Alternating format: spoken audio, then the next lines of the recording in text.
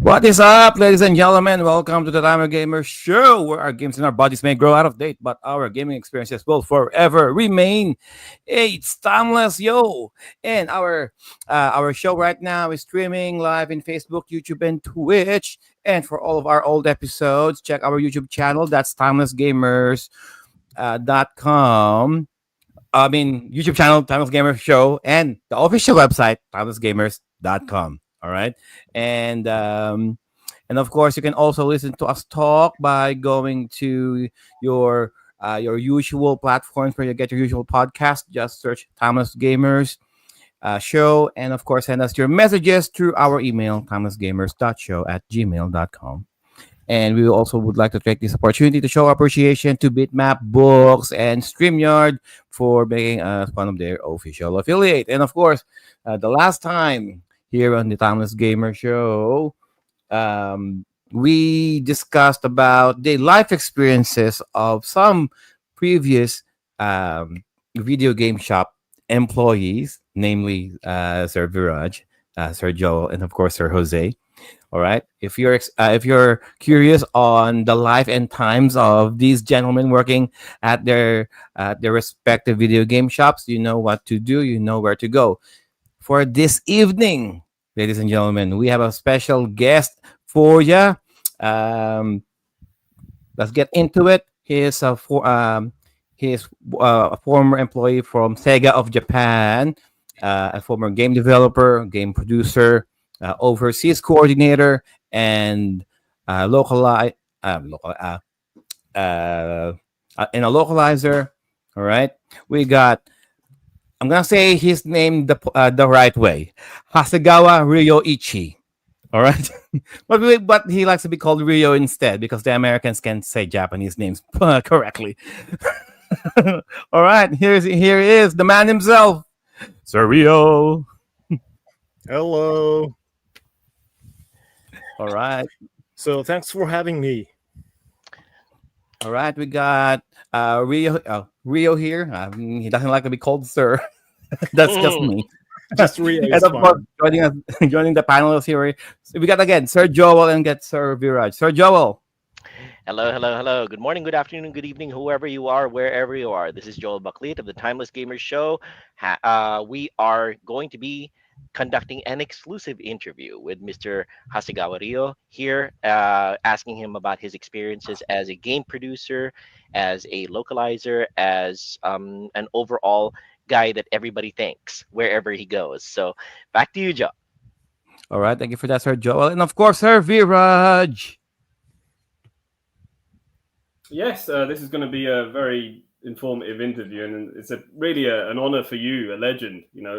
Someone who's really helped shape the industry when it was booming. And it'd be really interesting to hear your insights, your unique insights when not only were you at my favorite games company, Sega, but when you went to Sony and going forwards. But yeah, it really is an honor and a pleasure to have someone of your reverence here joining us today. So thank you for We joining us. cannot have a Sega related topic without one of the Sega guys with us. Speaking of which, the Sega Mega Masters YouTube channel, go to it, guys. All right, Yeah. Leon. So time is precious. Let's just get on with it with the Q&A. Sir Joel, what do you have for the first question? All right. Let's see.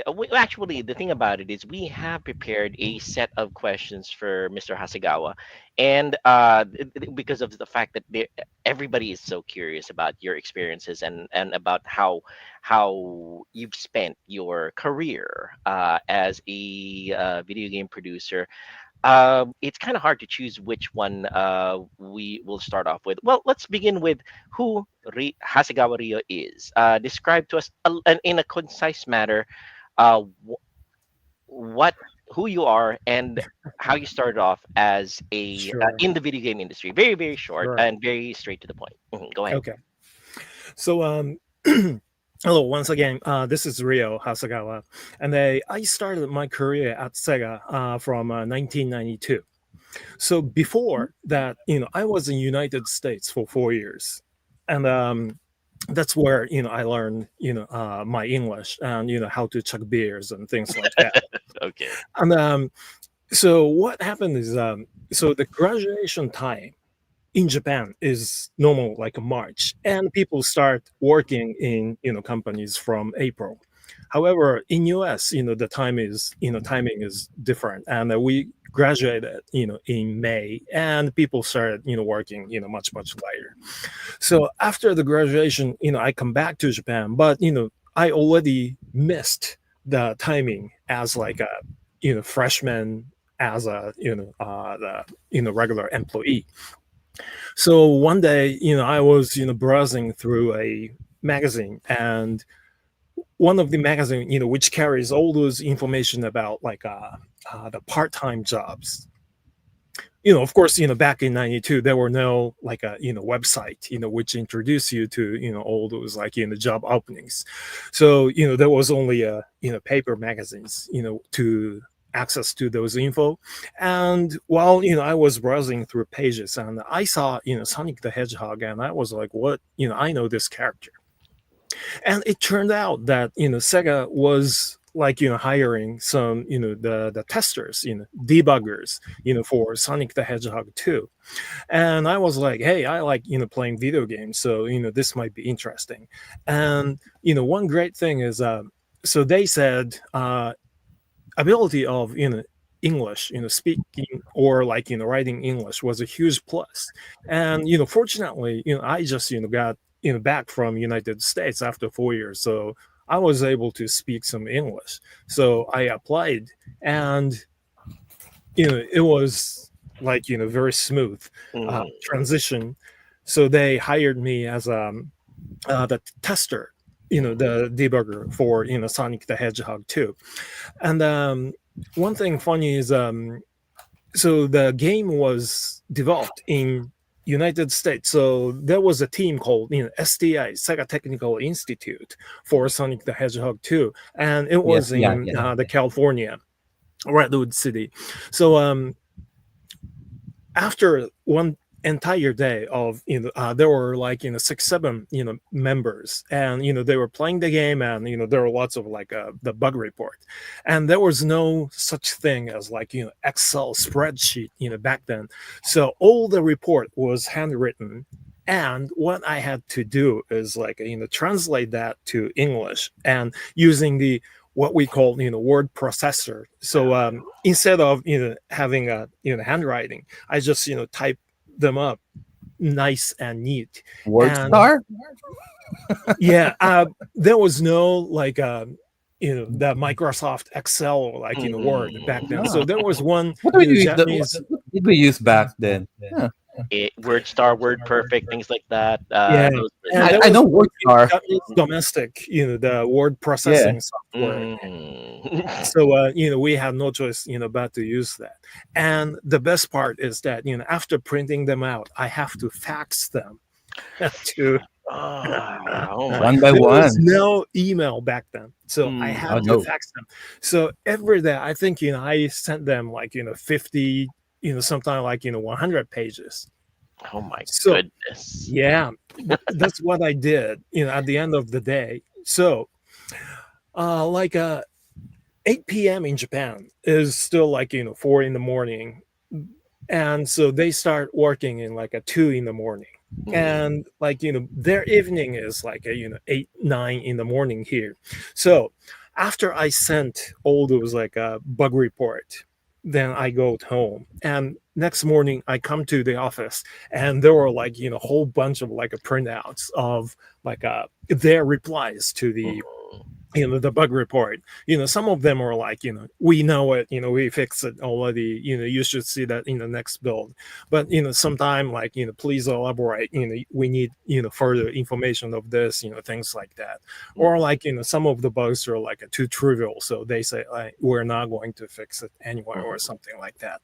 Okay. So I did that for like 2 months or more, and it turned out that so I was hired as a tester, but compared to other testers, my job amount and like what I do is completely different from them. Yes. So I asked the manager of that division and said, I am going to work very serious, so can you hire me as a full timer? And he was like, Sure, why not? And so that's how I got hired. How you got your foot in the door. All right, very Yeah. good. So Mr. Hasegawa's entry point into the gaming industry was technically more of a Transmitter. liaison than anything else. So he was kind Yeah. of like the connecting point between the testers and the programmers themselves. So that's quite interesting, The actually, because middleman. Yeah. yeah, you would think back in the day when the internet was not in existence yet, and language barriers were a real thing. Uh, Mr. Hasegawa's contributions were great in terms of finding out what needed to be done and how they were supposed to do it. Very good. So there were quite a few bilingual people back then, but Hmm. they always go to like more like the trading company or like Hmm. so more like a business side. Hmm. Not many of those like fluent bilinguals try to go to like a video game industry. Hmm. So I was very lucky in a way. And it, in essence, when you stop and think about it, the modern video gaming scene would not have been the same without Mr. Hasegawa's contribution, because of the fact that the way that the way that the different components had to speak with each other, not just in terms of technical language, but actually in terms of language itself, would not have been facilitated in a way without Mr. Hasegawa's contributions. Excellent, excellent. All right, go ahead, Joe, with the next question. Um, Before we go to Sir Viraj, Sir Viraj's question, to Mr. Hasegawa, how much of a gamer are you? Like Mm, before going to Sega of Japan, like what's your gaming history like? So um, there are lots of like what was called like an invader house. So when I was in like elementary school, that was when like the Space Invader was introduced, mm, and people went like a completely nuts, playing the games. mm. But at the same time, you know, there are many places which carries those games, but they were not always like a video arcade, which we know of. There are some like a local like confectionery shop which happened to have one machine, Mhm, or sometime some like the cafe, or like some mhm, the coin laundry ish type of. So some people are sometimes like not so nice people are gathering in those places. mhm, So that was sometimes it could be very dangerous for like elementary school kids. mm, However, like when something is prohibited and you want to go for more, so that's how like the some gamers back then mhm, was like a sort of like raised. And mhm, one thing which was very fortunate is my father is a very like tech savvy people, so he bought the personal computer which is uh, built by NEC back then. Oh, And so there was a language called Basic, which is like very basic language. But mhm, that was like easy enough for like a regular people to start programming some very basic like calculation program, or mhm, like and some very easy game like all those like a Space Invader ish game, but mhm, all the characters are drawn as like a ASCII characters, things mhm. like that. Yes. But that's how I started learning how to program as well. Mhm. And after that, of course, like the games like Wizardry, or like Oh Load Runner, and yeah. Mhm. then of course the the Famicom was the the greatest impact for me as well. So yeah, getting back to the original topic, yeah, I have been playing the game throughout my life. Very good, very good. And I concur with Mr. Hasegawa on this one. Well, my comment is all those scenes in anime where they have little nostalgic throwbacks to how kids go to these little stores and play those gachas and video games. It sounds Right. like Mr. Hasegawa is describing them as actual and real life, so the way that things were back then. And of course, basic. I learned to program using basic too. Spaghetti code forever. Yeah, the Anyway, spaghetti. spaghetti go forever. all right, Raj, your turn. Thanks. I looked at your I mean, this gentleman has an extensive portfolio of projects he was attached to, and there's so many greats there, and so many games I've actually played. It's very hard to pick out, a handful, because we could be here all day if we wanted to talk about them. I could talk to you all day about this stuff because I'm a huge fan. But a game that I particularly like was mentioned earlier before we started this podcast was Nights into Dreams on Sega Saturn. An outstanding game for what it was, and I'm just curious to know, because one of the things I really like about it, and there's so many things, is the music for this thing. We had a podcast where we talked about music, and I mentioned how Nights into Dreams was my favorite video game soundtrack. And what was it like working with, obviously, Tomoko Sasaki, who was one of the main people? And I'm a big fan of hers because I've listened to one of the first games I ever played was World of Illusion, which was what she started doing. And then she wanted to do the Amazing Rise Star, which your name is attached to as well. So what was it like working on that game and getting that sound to be as great as it is, and obviously working with Tomoko Sasaki? I just want to know your thought, your perspective retrospectively, and what you think about that time when you were making this great game, or responsible for a section of it. Because there's many players that made that game. Yuji Naka, who created the engine, etc., and going forward. Yeah. Actually, I was lucky enough to be in that, Sonic team back then.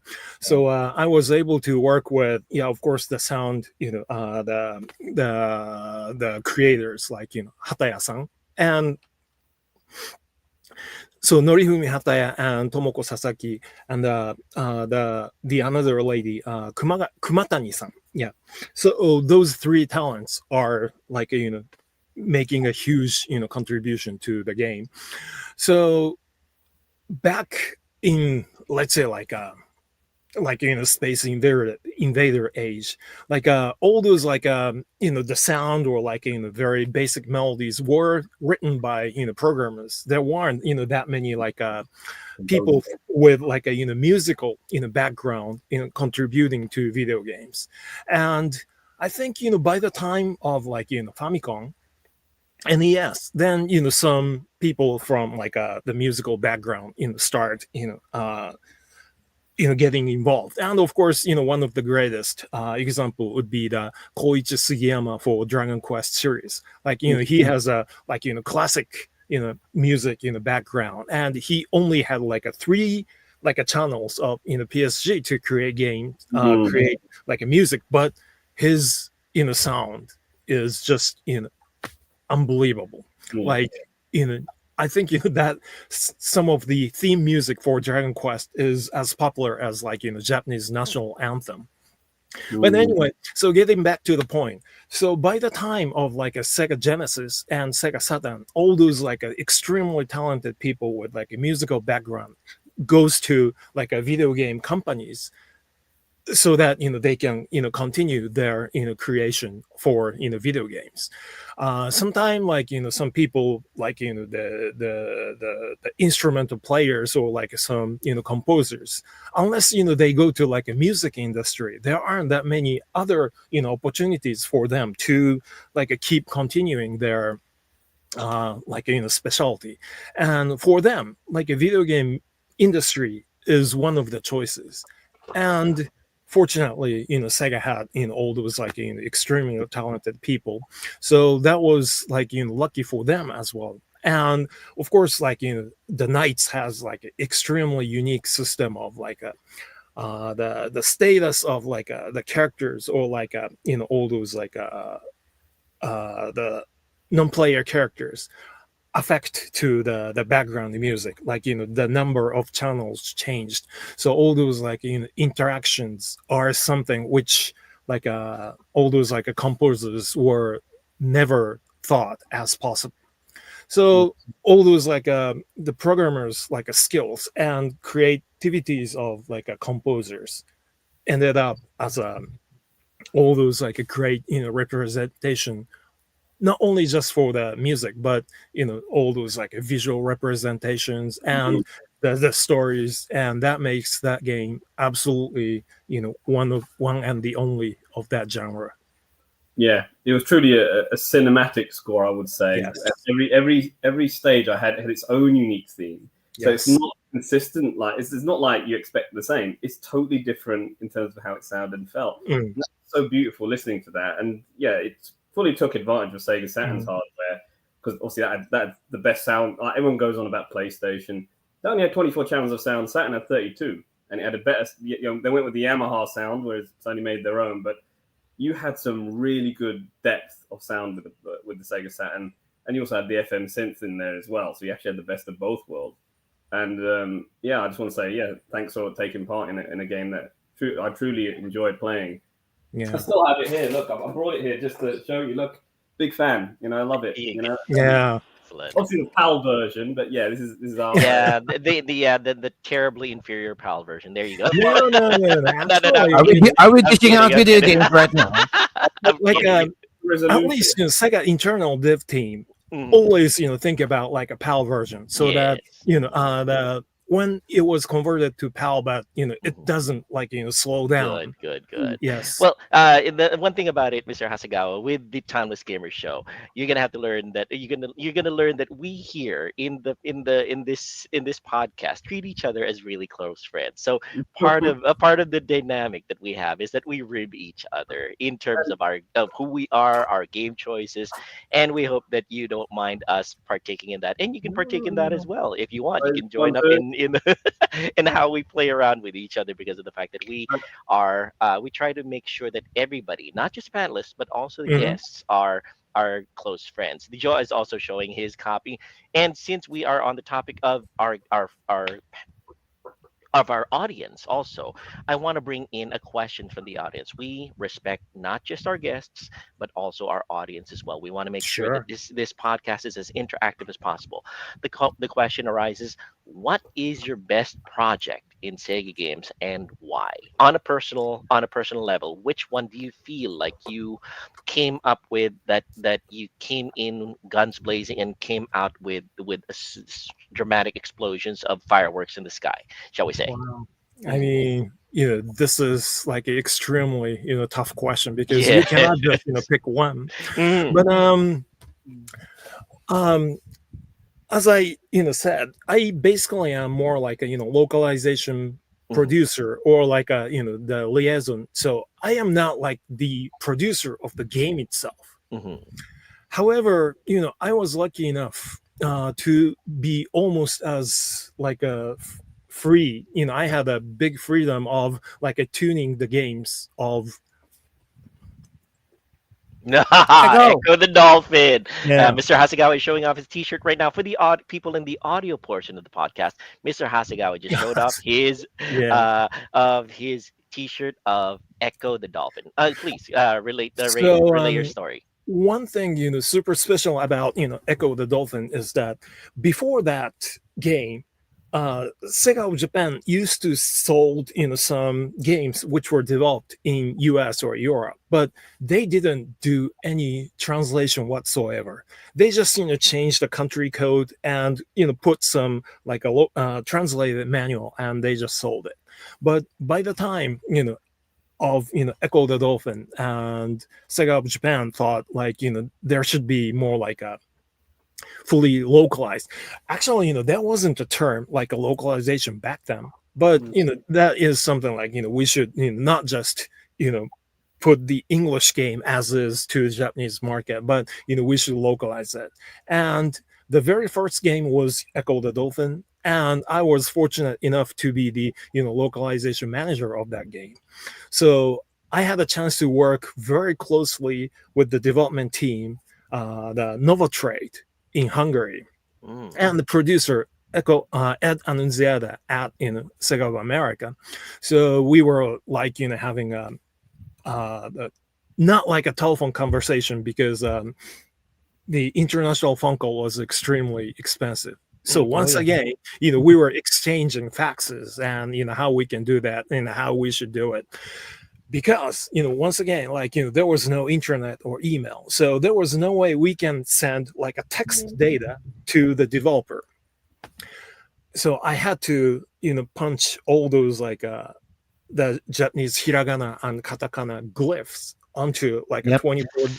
No, that was like a 24 by 24 or 18 by 18 dots. So I have to, punch out, all those the shapes. Painstakingly. Yes. So there were like 50 hiragana and 50 katakana, so 100 of them, and some like the symbols as well, and plus so there once again there was no like a way to send the text data as is, so all those like dialogues were converted to symbols, one by one, and I sent it to the developer and they reconverted them to like a glyphs, so they put it back, and I need to watch the latest like a build to check if my dialogues were converted properly. Fortunately, the system which I came up with was very reliable, so except for a couple of like a minor errors, the conversion went very well. So that was great experiences. And in general, the Western made games were a little bit too hard for Japanese audiences, so we asked the developer to like decrease the amount of damage, or like in that game like Echo needs to hold air to before like he reached to the next like a breathing point. But it's quite interesting that you mentioned that, Mr. Hasegawa, because of the fact that most oftentimes the complaint was that Eastern games, Japanese games, are much harder than Western games. So the adjustment had to be made going from the West, going from the East into the West. Skill issue. Yes, skill issue. It's known that games like Bare Knuckle 3, which was localized for the West, was actually a lot harder for us. And I'll tell you why Sega of America had these localization practices. This might be something that Rio may or may not know. Games like Dynamite Heady as well made easy. It was easy in Japan, and they gutted it and they made it different for us in the West. And the reason was, back in the day, games were quite expensive, as we know. People would rent them at Blockbuster. Yes. And what people would do is they'd rent the games. It'd be like $5 for 3 days, and then So what Sega of America would do is they'd make the game of a qualitative order from Japan a little bit harder, so they can't complete in 3 days. But then the guy knows it's really good, so he buys the game. It's all to do with money. That's what it was. So Sega of America made Streets of Rage 3 harder. They made same sort of thing with Dynamite Heady harder, so they'd buy the game. And I'm sure there's many others in the mix that I'm aware of, because I've played both versions. Obviously, now we live in a world where we can access things quite freely now. Test the both copies, but that's the reason. But like, I would say that back in those days, I actually kind of prefer the Japanese versions for other reasons. Because not only was the game made harder, they changed some of the sprite colors. They took some levels out for censorship and things like that. And we could go on about comparing about. But but I apologize for breaking Mr. Hasegawa's train of thought. But please continue how you were describing it. So the move was to with the localization of changing the level between from the Western going into the East. Is that right? Yeah, from the way that. Please continue from there. Yeah. So there has been quite a few adjustments. So yeah. But speaking of Virage, like, what you pointed out was exactly right. And we actually, I remember that, from Sega of America marketing team to make the game tougher for that, particular reason. So you were absolutely right. Oh my Those bastards. Yeah. You're the man. So It was intentional, guys. You heard it from here. Like games like Echo the Dolphin, all those like the conversations and dialogues of the characters are sometimes like a pretty vague, and They were like Oh my God. Japanese gamers were preferred. They prefer to be told what to do more like Yes. precisely. So instead of like I do not remember it correctly, but like we feel something weird going on in the Northern Sea, and we change it to there is something going on, so please go to Northern Sea or something. Oh, okay. So So make it less like a clue. vague. So you're saying that the Japanese audience, is it going to be the same nowadays as opposed to before? That the Japanese audience likes linearity, shall we say, or Not linearity, but like we prefer to know what we want to do, what we need to do. So like guided.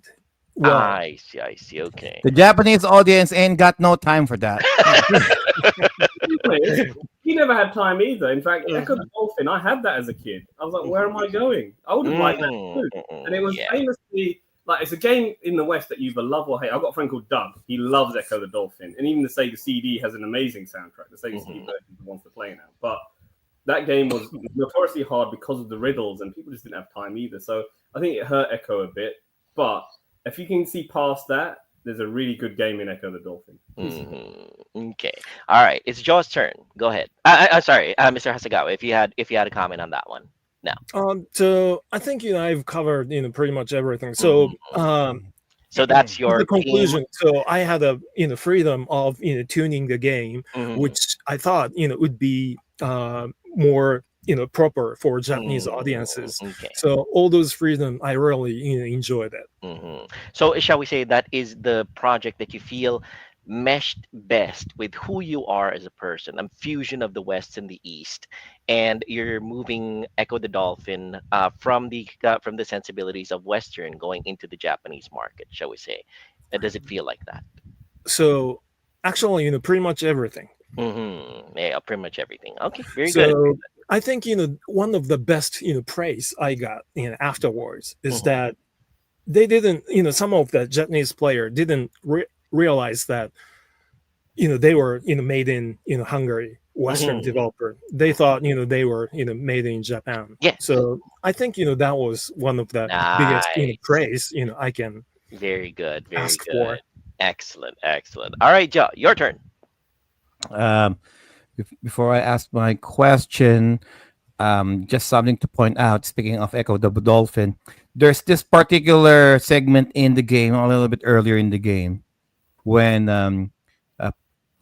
the people who played it, especially kids, there's this segment where the sounds, there's this sound, like a booming sound for some reason. Scared the hell out of me. Oh yeah. I don't know what was the point of that. But to those who you guys who played Echo the Dolphin, you know what I'm talking about. So I'm gonna choose one of the questions from the question pool, and I'm always curious about this. It has always been so documented about Sega of America and Nintendo of America. Well, at least in the West. The quote unquote the animosity between the two back in the 90s console wars, but we never really heard anything about the Japanese side of things. So and we had Sir Jeff Cuneo and Sir Eric Wahlberg. Thank you again, Sir Eric, for setting this up. Okay, so my question to Mr. Hasegawa: was there really tension between Sega and Nintendo of Japan during the 90s console wars? I personally think that at least it wasn't as harsh as the one in US. Like I still remember the impact of the TV commercial. Genesis does what Nintendo don't. Yep. I mean, like we don't do that. Like a one product company mention your rivals product in your TV commercial. Like No. I remember that there was a huge confrontation between Coke and Pepsi. Like MC Hammer drank Coke and he started singing something weird, and when he sips back Pepsi and he gets back to the mood, or those are something we don't have in Japan. Like that's too harsh. So getting back to the point, so of course there are some people who loves Nintendo more and some people who loves Genesis more, but it's not like hating each other. Basically we were gamers, so if the game is good, we always love playing the game. Yes. So yeah, that's it. Yes, shall we say, Mr. Hasegawa's point is that the West thrives on confrontation and conflict. Shall we say, in terms of our allegiances, the East tends to be a little bit more sublime in terms of how we do our competitions. But yeah, we I would like to say maybe it's more of a the cultural thing as well. mm, I think the Japan I'm not gonna say it out loud like saying the Japanese business mantra was like what Sir Mr. Hasegawa mentioned, a little bit more honorable than dissing your direct competitor. mm, But I can understand why the team of Tom Kalinske back in Sega of America, because they're trying to make sure they're because he was hired by Sega of Japan to be the president of Sega of America, making sure that the Genesis sells in the US. So they had to do what had to be done, at least in their perspective. mm. But and thank you for Mr. Hasegawa for saying Genesis, not Mega Drive. By the way, let me ask you one question. Oh, go ahead, Mr. Hasegawa. I think it was more like all those like a marketing people's strategy of like making those like a competition between two. But Mm, how about the gamers themselves? Like if you have like a Genesis and you cannot own Nintendo, it's mhm. not like that, right? No, There no, are no, many no. people who loves both Well, platforms, right? no, no, no. Let's put it this way. As gamers, we will play anything wherever we can find it. Yeah, Back in the 80s and 90s, the biggest limitation that we had was money because Yeah, of we you as can course. gamers, only afford one if yeah, you Yeah. can. as young folk, we didn't have any control about our finances. All we could do was ask our parents to get us a system, and of course, a parent would have to decide. All right, so which game system will my kids have the most fun out of? So looking at the Best library case of scenario, Sir Joel will have Super Nintendo, Sir Viraj will have Sega Mega Drive, and mhm, I'm the kid who goes to exactly, Yeah. both houses to Talking play. yes, about exactly. That we had the I think PC Engine. that's how it was. Yeah. Yes. All right, Viraj's turn to ask the question. Okay, so we've talked about obviously the conflict between Sega of Japan and obviously Nintendo of Japan. Mhm, Obviously, there's no secret that Hayao Nakayama, the big man, really did want Sega to really push themselves in Japan. And I remember just to end on this little subject here, he lost his temper a few times. He was known for that in board meetings when Tom Kalinske showed that, look, we're doing really well in America, and he'd say to them, why aren't you guys doing what these guys are doing? So he famously said this in an interview, Tom Kalinske. Whether it's true or not, I don't know, but Sega really did push for dominance, and they did really well with Sega Saturn in Japan. That's where Sega won Japan. But sadly, they lost the world through the sacrifices they made with the conflicts they had with their own company in Sega of America. But that's history. The question I want to ask you is: you did work for Sega throughout that era, or Sega CSK as it was known then. Then you left and worked for Sony for a bit, and then you returned to Sega. Now Yes. you returned to Sega Sammy. Okay, so That was not yet merged. there's not been sort of the merge, Mm, because I know in 2003 the bid was put through, and mm, I did notice that Sega were sending off a lot of their development studios mhm, after the Dreamcast crashed out, and I'm just wondering, like, you were there long enough to sort of see that happen. mhm. What was it like being part of a company that was the Roman Empire once upon a time? It was a heavyweight in gaming. It rose from having a very low market share to being popular in the West and in Japan with Sega Saturn, and then coming back to it and seeing it as a hollow shell of what it was like. I mean, what did it feel like? And did you enjoy working there in your second higher term there as much as the first? And what were the differences? And Yeah, of course. what did you enjoy There are from each many company? differences between. So as you can see, I was at Sega from 1992 to 98. Mhm. Then I went to Sony Computer Entertainment from 98, and I left there and go back to Sega in 2007, and I was there until 2012. So the biggest difference is, of course, so my first era at Sega, all those like a development kit for the console are like a Sega hardware. But on my second age, so I went back to Sega, and all those like a dev kits are for like a PlayStation 2 or PlayStation 3 or like a Nintendo Wii and the Microsoft Xbox 360. So they're no longer like Sega exclusive hardware. However, like having more chance to reach to like larger market was a very good challenge.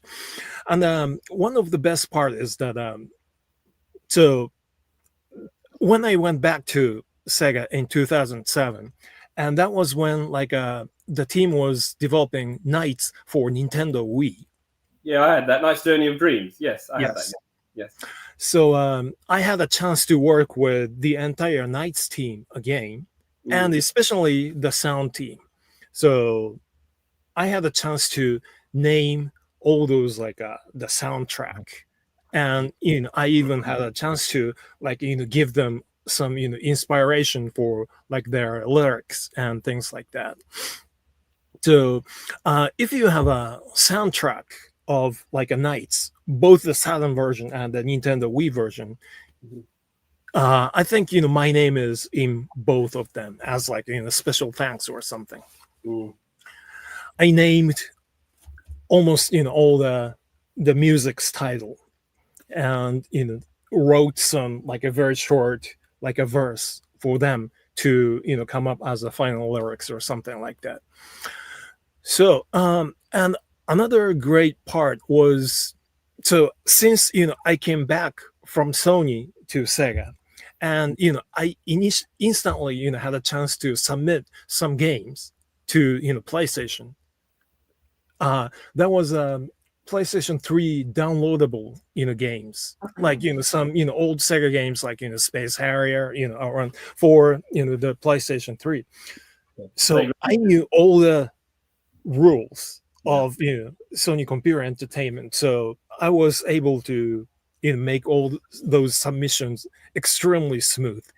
Well, actually I was even a friend with all those people on the Sony side, so all those like submission process were much smoother compared to some other guys do that.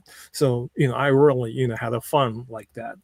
Okay. Of course, it's kind of sad to see that you no longer have like Sega exclusive hardware, but I also knew that like creating your own hardware and try to like secure all those like developers and the publisher within your like ecosystem was not like very sustainable, no longer sustainable. So I personally thought like distributing like your software to multiple platform was more like a correct choice as a business from the business perspective.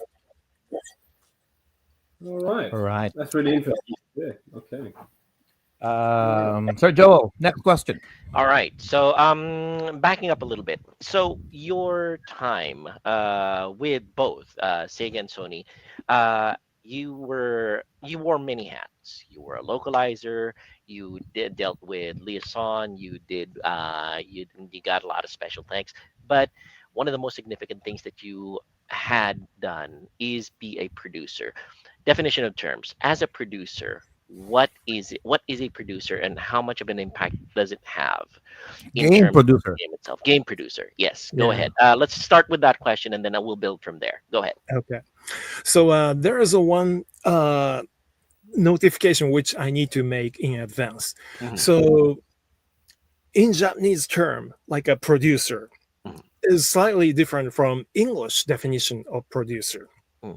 So in Japan, so the classes starts as like regular employee, and you become like a team leader, and you become director.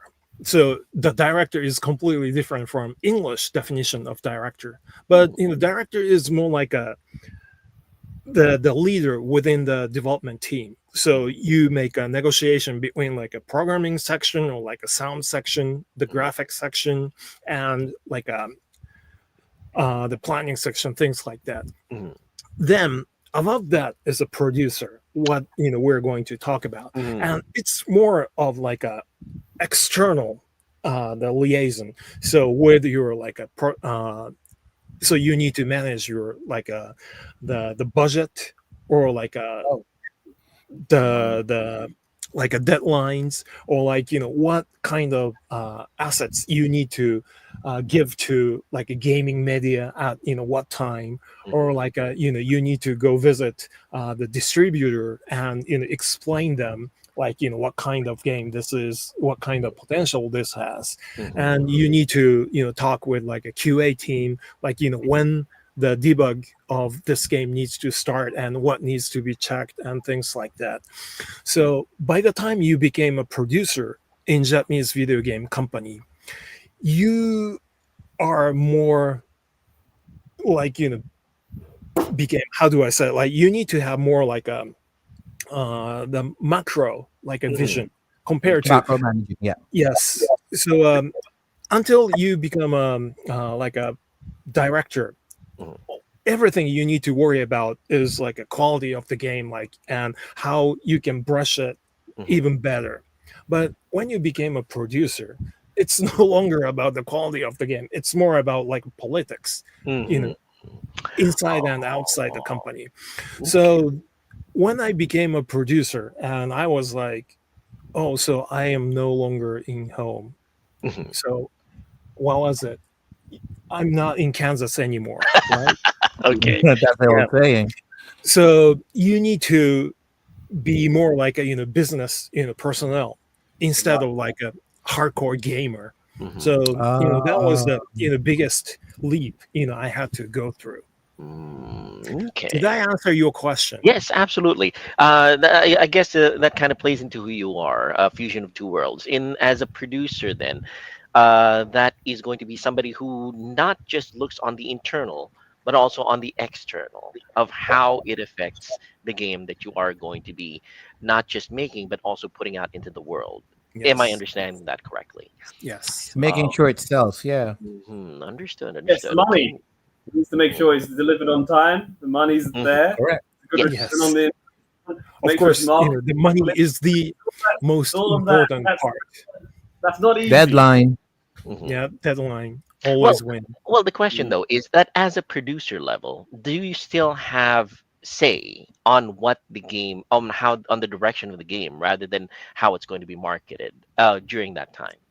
So of course, like I need to translate all Mhm. those like demand from like Yes. marketing people, Mhm. translate that to development team and say what needs to be done. Mm. But instead of doing saying like exactly what they need to do, I need to be more like, so this needs to be made so that players can feel in this way or something like that. Mm. So I need to let them think and come up with the answer. But it's more like not just doing some micromanagement, but giving them like a gigantic A direction. direction of yes. Oh, I see, I see. Okay. Well, that's actually much more complicated than just being a plain old director, because a Yes. director, you do just have to focus on making the game good. Whereas a producer, you have to focus on making the game sell, Yes, not just it being good, but good enough to sell well. that's right. Ah, that's hard. Oh my goodness. No, Okay. but it's. I'll tell you what. I think it's incredibly rewarding when you Hmm. see that come to fruition, Hmm. and then you've reached your target. You know that the people who invested, the shareholders, they're going to get their dividends. This game is Hmm. going to be a success, and people enjoy it. And I'm sure, Mr. Hasegawa thinks, Rio thinks that. He looks back at his body of work with an immense level of pride. I mean, obviously, he wasn't a producer for all of it, but it's such a satisfying feeling that you probably see. You saw me holding up the nightstand, we're big fans of the work that the body work that you've put on. You're fundamentally creating a piece of art, but you're also there to make profits for your company. So it's making Yeah. sure that you get that balance right. And he needs to know when to be the iron fist, and obviously from his background, he also needs to know when to be the silk glove, because he knows that art, takes time. To create good art, you have to be patient with the people making it, and it involves clear lines of communication. So, Yeah. I have a lot of respect for anyone who does this kind of work, because it can be stressful. can be stressful. So Very much, very Very. much a fatherly role, shall we say? The one who Yeah. the one who knows exactly how to guide and how to discipline. Okay, and then, yeah, well, I I can don't know about imagine. discipline, but to force Yeah, them through, yeah. there you go. All right, Joe, your turn to toss a question. All right. Another question from the asking pool. Um, what Sega franchises or or IPs would you like to have a resurgence, or would you like to have a comeback? Yes. We had Streets of Oh, Rage the last coming back. time in Echo's Shinobi. coming back, so he's happy about that. Okay, so my personal Your own. favorite is the Burning Ranger for Sega Saturn. Okay. Burning Ranger. Ooh. Yes. So that back then, the concept was great, but unfortunately, hardware performances were not like enough to represent the core concept of that game.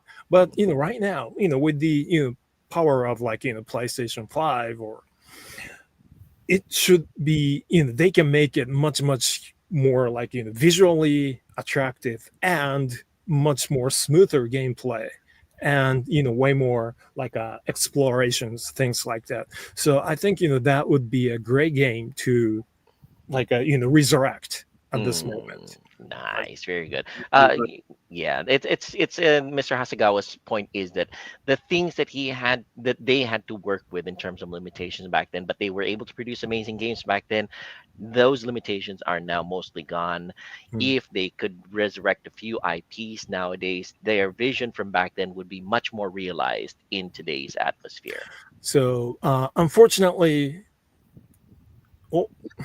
Yes, we're showing a little bit of footage here. unfortunately, the Sega Saturn was not able to manage half transparent polygons. So they need to use a meshed the texture instead. So it does not look as like smooth as the similar effect in like a PlayStation 1, like those like a clouds or like a flames. But with the the current like hardware performance, it would look much nicer compared to this. All right, Viraj, your turn to ask a question. Yeah, I mean, the question I'd like to ask is pretty much links to the point you just raised, actually, which is, okay, you talk about wanting to see Burning Rangers again. Okay, you want to see them make it again. I mean, we're living in an age now where there is so much competition when it comes to video games out there now. So much. And I think the point that Sir Joel raised was they had such limited... They had limited memory, let's be honest. Memory was limited then. Now we've got too much. We've got lots of memory. It could be argued maybe too much. And I'll always remember something that Nintendo CEO said, Hiroshi Yamauchi. He said, video games are going way over budget now. There's too many cutscenes, too much of a movie-like thing, and players are getting frustrated. Now, that being said, with your vision of Burning Rangers, yes, we have better graphics. We can put better sound in there. We have memory. We have heaps of memory. We can make this game really good. First of all, it's got to compete with everything else out there as well, which may offer a similar, if not Dynasty Warrior type gameplay experience. You could compare maybe the two games or that style. But, how do we... I actually believe this, and I don't know if you believe this. This is a view that I have. I just want to know if you can agree with me. This is one of the biggest challenges that we face in gaming today is because of those limitations we had, or you had, when you were making these games, you knew that you had to make a game in that space to be at least quality.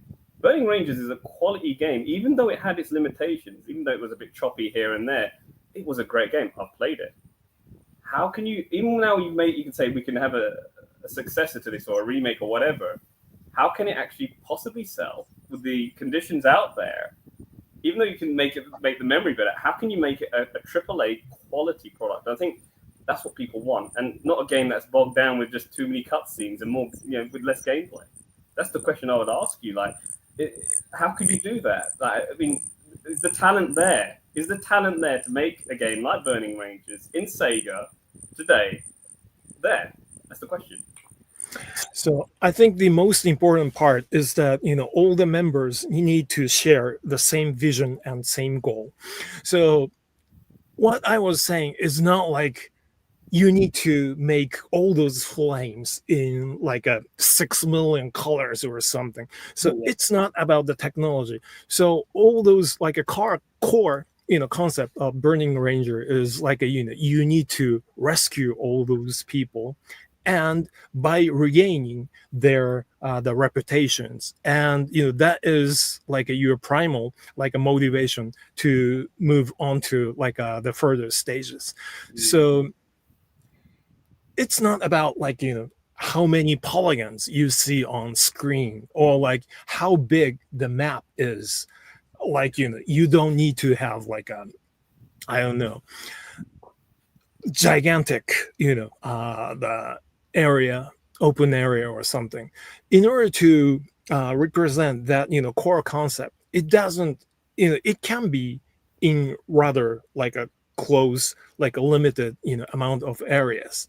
So once again, it's not about the size of memory. It's not about the like how many colors, or like how many polygons you can display on the screen. So it's all about like what is the core concept of the game, and how you are going to represent it in modern technology. So it's, I think it's like vice versa. All right. So in basically, to paraphrase Mr. Hasegawa's point, it's not so much the technology that makes the game; it's the game that will make the Gameplay. use of the technology, the gameplay that will make use of the technology. So in his case, his argument is that the quality of the game is not going to be based on how much of the resources will be used, but how well they'll be used to present the game. All right. Thank you very much. Okay. No worries. No worries. Now, it's my turn now to ask the question. I know Viraj and Joe absolutely hate my line of thinking about the way that I'm going to be asking this question, because of the fact that they. No, no, no. I don't hate it. Well, I already okay, know what fine. you're gonna. He knows what I'm going to ask, and Viraj knows what I'm going to ask you, and he's dreading it. Look at his face right now. His face is absolutely He wretched. hates it more than I do. He does, absolutely. Now, the thing about it is, one of Mr. Hasegawa's works as a producer, I'm an absolute fan of. The name of the game is called Sega Bass Fishing, or as it's known in Oh, Japan, is Get Bass. get Now, bats, yes. now the thing about it is, as a producer of Get Bass,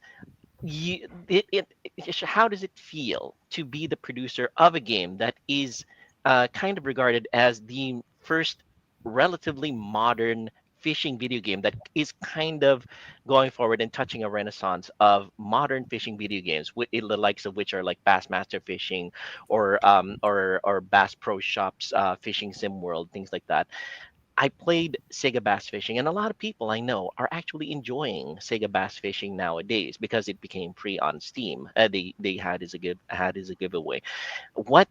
How do you feel Sega Bass Fishing as a game is, in terms of how it's impacting the modern fishing video game scene, and how did you like working with it? Wow, that is something which I didn't expect. Yeah.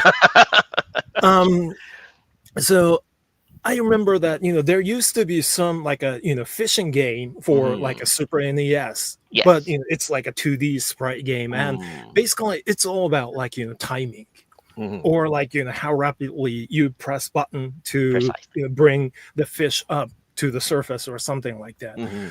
But the unique thing about this game is that it's of course like a 3D, but I think it's like all those like fishing person's dream to see Hmm. that all those like the lures are swimming under the water, and how Yes. the all those fishes reacts to Oh, it.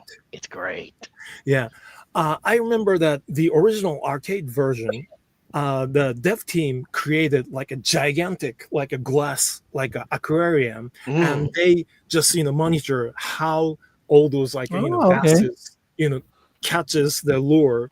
They just watched it every single day. They taped it and everything. If Mhm. you were like bass fishing mania, I think that's like your dreams come true. But anyway, Yeah. so that game was so unique. Plus, all those like, instead of using like regular the Mhm. joystick and the buttons, you Yeah. actually can use the fishing rod. So Mhm. I think that game like brought so many like non-gamers, but who loves like a fishing, just to Mhm. play that game, because that games look like pretty like a realistic and things like that. Mhm. So I think there are a couple of games which brought non-gamers to the arcade. Like Tetris was great. Like all those like non-gamers went Mhm. to video game arcade just to play Tetris. Or Yeah. like there was a titles like in the train driving simulator called Mm. Densha de Go. What's the reaction? So I remember that when the game was released, all those like a hardcore like a train lovers just go to arcade to play that game. Viraj is just Some shaking his head because he's a train driver. Go ahead, please. some Oh really? Yes, So he is. some Yeah. hardcore gamers, they even dressed as a like a train conductors to play that game, because He's a they hardcore respect gamer the and a game train so driver. much. So getting back to the original topic, so I think that game, the Get Bass, sort of like hit the gold mine of Mm. like all those like invisible like a fishing lovers. They brought those people to the arcade. So Mhm. I think that was phenomenal in that way. Yes, absolutely. And Viraj doesn't believe me when I say that fishing video games is going to be the next big Oh, video game whatever. genre. Yeah. Trust me on that one, Viraj. It's going to be huge. Okay. Everybody's going to be buying fishing video I games. don't, like this is it, but with me, with simulations, I'll just put it out here. Look, I Mhm. drive trains for a living. I don't want to take my work home with me. Like, why would I drive around and you go? That's one way of thinking. Yeah. You know? Mhm. I don't No, understand it. But look, it takes all sorts to make a world, and I understand that Mhm. there's a market for these things. Although Never Viraj, like I said, there's also a huge contingent of people who like train games. Train Sim World is huge nowadays. It's a lot of people are buying that. You'd be I'm aware. surprised. I'm aware of these anoraks. Like, there's Yeah. days. It's a true story. I'm driving my train because I drive in London here, and there were Mhm. these guys, and they're like my cheerleader squad. As I was pulling into a platform, I'm looking at them. They've got their cameras on there. They've got their SLRs. They're taking pictures of me. I'm like, what is this? I'm not a celebrity. What's going on? What's going on? Yeah, blow the whistle, blow the whistle. I'm like, I'm not going to play sound my whistle. I'm not doing this. What is this? No, Uh, this what train number is this? I'm like, oh my gosh. I'm like, okay. Well, the thing about it is the people who are too close to it cannot appreciate how good something is. In your case, Viraj, yeah, that's it. I enjoy doing this. For me, it's an important role. I get people from A to B. Yeah, doing my job. I do think it's an immense sense of pride because not only are I transporting people to work, also tourists to visit the city and leisure, people going out for leisure. I do take a sense of pride in it. I just find it really bemusing that people think this is like a thing. They really would like it. And there are people who would dream to do what I do for a living. So I guess it's like some people would like to dream to do what you do for a living or what you did for a living, working at Sega and making the history that you did. So I guess I shouldn't be too judgmental. But for me, No, I can't let's see put it this way, Viraj. The thing about it is people go to the video games to enjoy the enjoyable parts of something. it. They don't go to it for the hard work of it. Let's say Mr. Hasegawa would understand this. Being a video game producer is not all fun and games. Like our previous discussion about video game sellers. We as clerks in video game stores, you think it's a lot of fun. No, it's a lot of work. But you go to a video game to enjoy the enjoyable parts of It's it. the escape, Mhm. is it? It's the immersion. It's the escape. It's like, oh, we're in this Exactly. world. We can experience Viraj's life for a day, for a bit, Exactly. until Yes. we're bored and realize this is crazy. Yeah. Mhm. And I think that is what Mr. Hasegawa did with his tenure as a video game producer, as a localizer. He brought that fun aspect to the people, and that's kind of like how it came with Sega Bass Fishing in my case, because of the fact that Sega Bass Fishing had is absolute pure fun. It doesn't have the hours and hours of sitting around waiting for a fish to bite. It doesn't have the moments when you stick the hook against your thumb, things like that. None of that is there. The video game part, the enjoyment part, is in Sega Bass Fishing, and I thank you very much, Mr. Hasegawa, for bringing that to us video gamers. All right, so after me goes Joe. All right. Sega video game developer slash localizer simulator. Make it happen, Sega. All right. Yes. Another question from the asking pool. Uh, So was there was there a project you were excited to be working on only to be pulled off of it, or Mm, something like was there a game that you wished you worked mm, on mm, but you weren't while working at Sega or mm. You're at asking, Sony at this point? you're asking him about his regrets. Yeah. Is that what you Shall mean? we say? I guess the most concise way of saying it Oh, is I wish I could yeah. have worked on that game. Oh, I Hmm. would. Oh, you're taking me off the team. Why? Something like that. Okay, so I don't think this is something what you guys are expecting, but Hmm. there is one particular series which exactly match this question. So back in like a Sega CD age, there was a unique lineup of the series called Make My Video. So that was like all those like MTV-ish like the music video. I think Oh there yeah. was three of them like In Excess, とね Marky Mark and Funky Bunch, and Oh my God, Marky Okay. Mark. Crisscross, the two Mm. kids rapper. So basically, what you need to do is like a Sega Genesis. I mean, the Sega CD has multiple track of those video, and you can pick up which part to be Oh. played. So create your own video thing. Mm. So right now, you can do something with like Adobe Premiere, or like there are Yes. Yeah. many other video creators. But that was back in like a 93, 94. So there was no ability for normal people to edit video, like to create your own. So those were the games which I was pretty much enjoyed myself, and I was looking forward to do the localization of those video for Japanese market, because like MTV was quite popular in Japan back Oh. then. So I was pretty much sure that those will attract a lot of people. Like I said earlier, there could be a chance that the huge fan of Marky Mark would buy the Sega CD equipment just to play that game, something like that. Mm. However, unfortunately, Sega of Japan decided not to do that, for Japanese market. So Oh. I was like, oh, I wanted to do that. I wanted to do Did they say why? that. Actually, they thought. Actually, they didn't tell me the exact reason, but that wouldn't attract that many people. So That is the that Okay. reason. wouldn't sell that much. Right. So from like a financial standing point. The case of it's art over common sense. It says like, yes, it's a wonderful thing that you would enjoy, but how many other people would enjoy it? And Others will enjoy it. I mean, and also the cost of it, making a game such as that for Sega CD, would it reap the return and the rewards that they want? And obviously the answer is no. You know this, and I know this, which is why it never happened. So no And of regret course, there.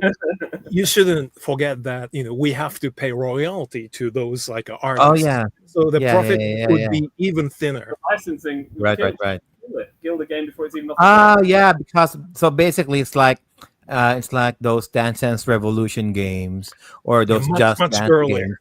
games. Yeah, you need to buy the licenses for those music from the other artists to be used on your games, to be Yep. featured in your games. So yeah, yeah, understandable. So yeah, it's Yeah. all about the money, guys. Mhm. I mean, we talk That's sadly, true. That's it's true. Yeah, business. That's what it is. Not personal. It's business. That's what it is. it's Mhm. business. And yeah, in the end of it, any company goes into business to make money, and I think that is one of the final decisions that even Mr. Hasegawa will understand as a producer, that this is one of the primary decision things that make it that are considered when it comes to making a decision about a game. So Yeah. yeah. It was a cool concept, but it's way too expensive to do. Yeah, Right. Yeah. All right. understandable. So So, now, so Viraj, yeah, if Raj is next for his question, have you got one lined up, Raj? Yeah. I mean, I just make things up as I go along. You know? Okay. Um, Yeah, sometimes that's how we do it here in Timeless Gamer Show. Yeah. I have a few in my head, but I think you've answered. You've said so much, Rio. I appreciate it. I think this question's similar to what I'll ask, but I'm going to ask a simple question in regards to what it is that obviously you've had this extensive body of work. you've done that. You've been to Sony. You did PlayStation. You went to Sega again. What are you doing now? What are you doing now? Okay, so quickly, so I started working at Sega. Then I went to Sony Computer Entertainment, and I went back to Sega. And after that, I moved to a mobile phone application company called DNA. Then I went to Riot Games. So League of Legends. Yes. So I was there for 6.5 years, and I localized like all those like in-game text, and I did the voiceover of like 150 champions. Yeah, that was a great experience, by the way. But so I really enjoy my life at Riot Games, and after that I went back to Sony again, Sony Interactive Entertainment. But something didn't work out very well. So right now I am at a localization company called Hachinoyon 84, which produces games like I think one of the most popular one is Undertale and Deltarune. Oh, nice. Yeah. Very cool. And that is E2J games, and we also do J2E, something like Nier Automata or like Street Fighter 6. Near Automata Joe. So the English version of Nier and English version of like a Street Fighter 6, at the end, you're gonna see our company's credit. Nice. So it's called 84 Hachinoyon. Yes. Okay. So right now, yeah, I'm a localization senior localization manager at 84. Very cool. It kind of leads into my current question then, if that's the case, because of the fact that there is an initiative right now in the UK that is making waves here in the West as well. I'm not quite sure how much of an impact it is having on the East, but yeah, this is something that is relevant to modern gaming audiences. It's called the Stop Killing Games initiative. I'm not quite sure if you've heard of this one though, Mr. Hasegawa. So that's the one like the online gaming service, and you have to let them available even after the service is terminated, right? Yes. Yes, it's more a case of the initiative, it wants to make sure that the games that have been made available to people with online components are still going to be playable after they've taken down the online services, in the form of people are going to be allowed to modify it so that they can make their own private servers. People are going to be allowed to make sure that the game will run well even on local machines without online connection. How do you feel as a game producer about this Stop Killing Games initiative, and is it something that factors into your modern sensibilities as somebody in the gaming industry? So from gamers perspective, yeah, it's always great, but from like a business perspective, like who's gonna pay for the server maintenance cost? I mean, like, yeah, their argument is that they want to make sure that the online game that is going to be taken offline can be taken, the client itself can be modified so that the person who is going to be playing it in his own in the privacy of his own home can play it without an internet connection, or with a private server that he can set up in his own little computer. So basically not killing the game overall just because you killed the online game component. Is this something that is practical from your point of view, Mr. Hasegawa? So I know that there are some games in Japan which is like online, like social smartphone game, and after their service is terminated, and you can have like a local version, standalone version, so it doesn't have any like a online element whatsoever. However, you can just play the core of that game, and some companies like Bandai Namco allows some game to do that. However, you cannot bring that to the next generation smartphone. Like when you buy, let's say like you have iPhone 15 now, and when you change it to iPhone 16, and you cannot bring that to the new the hardware. So if you want that game, you need to stick with, or at least you need to keep that iPhone 15, which the game is Yes, installed. and actually, that's what gamers want because of the fact that we are. I'm a retro gamer myself, and a lot of Mhm. people here in the Timeless Gamer Show and in our audience are retro gamers. We keep our classic consoles and our old hardware in pristine condition, and we want to make sure that the games that we bought for it are still going to be playable in the same state that we bought them at. We shelled out good money for it, so we want to make sure that we still get that game functional, even if the online servers are gone. The biggest egregious factor here is Ubisoft currently because of the fact that in their terms of agreement, I believe that's what it's called. Their point is that the moment that they take a game offline, you are legally bound to uninstall the game and to destroy any kind of media, physical media that is related to that game in your possession, so that Mm. you do not even own that game anymore. It has everybody here in the West in an uproar because of the fact that you're basically saying that whoever just bought you that game, you didn't buy that game. You're just buying not even a license to it, but you're just buying the dream of the game, or shall we say? And once you wake up and the game company says it's gone, then when the dream is also gone. So that's their contention. Is this something that will factor into your thinking going forward, Mr. Hasegawa, as being part of the video game industry? Okay, so this is much more radical than I initially thought. Hmm. And this is like a little bit like a too much for me as well. And Hmm. I think, I will be, you know, like, moderately, angry, if I see that. Hmm. So if it's like a small like a games on your smartphone, maybe Hmm. understandable, but the company like UBI Soft says Hmm. that, and I think that's going to be more like Can you, morale of well, the actually, industry. can you understand that logic from their side as somebody on the inside, Mr. Hasegawa? Can you understand their thinking on that? And is it logical from a video game producer point of view? uh from gamers point of view, no, and from a producer side, partially understandable, but still I cannot fully agree with them. Hmm. There you go. Right.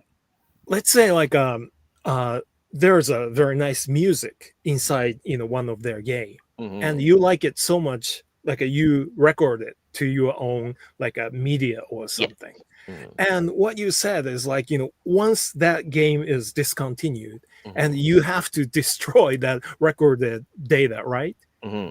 And I personally think that is outrageous. Hmm.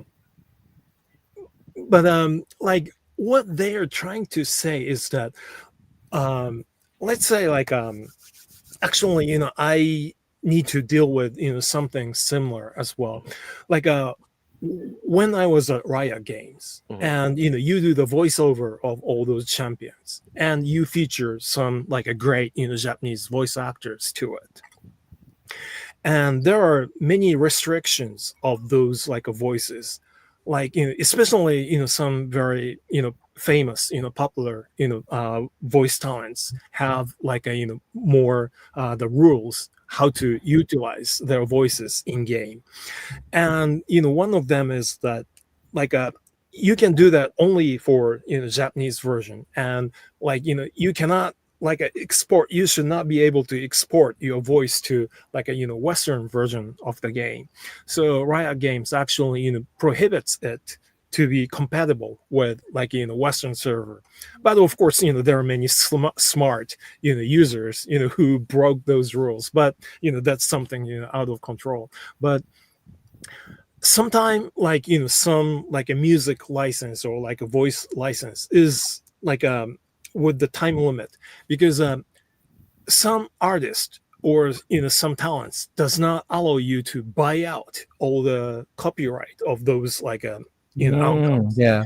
So in order to limit those, and actually you some of them like agree to do a full buyout, but the total cost would be like astronomical. compared to like you can use it for the next 5 years or something. So instead of doing the full buyout, you need to limit certain like the period of time to make it available.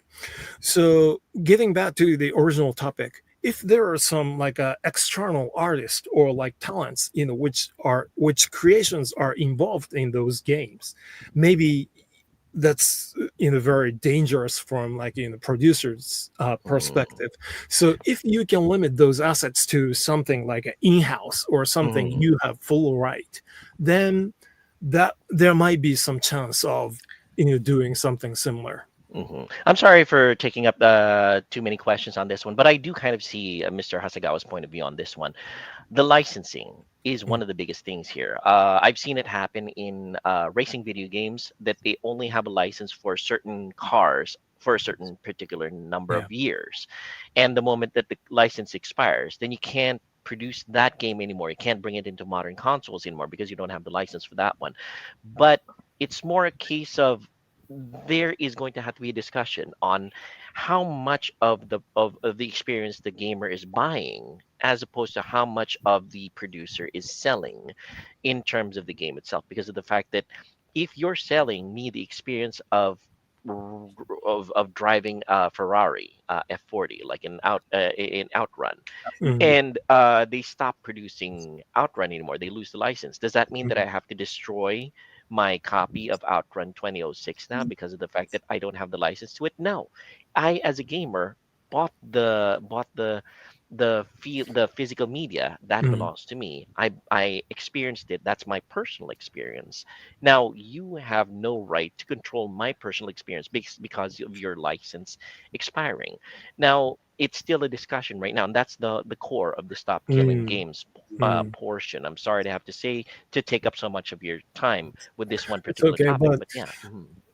Back then when all those games are in like a physical media, like cartridge or like a disc, things were much simpler.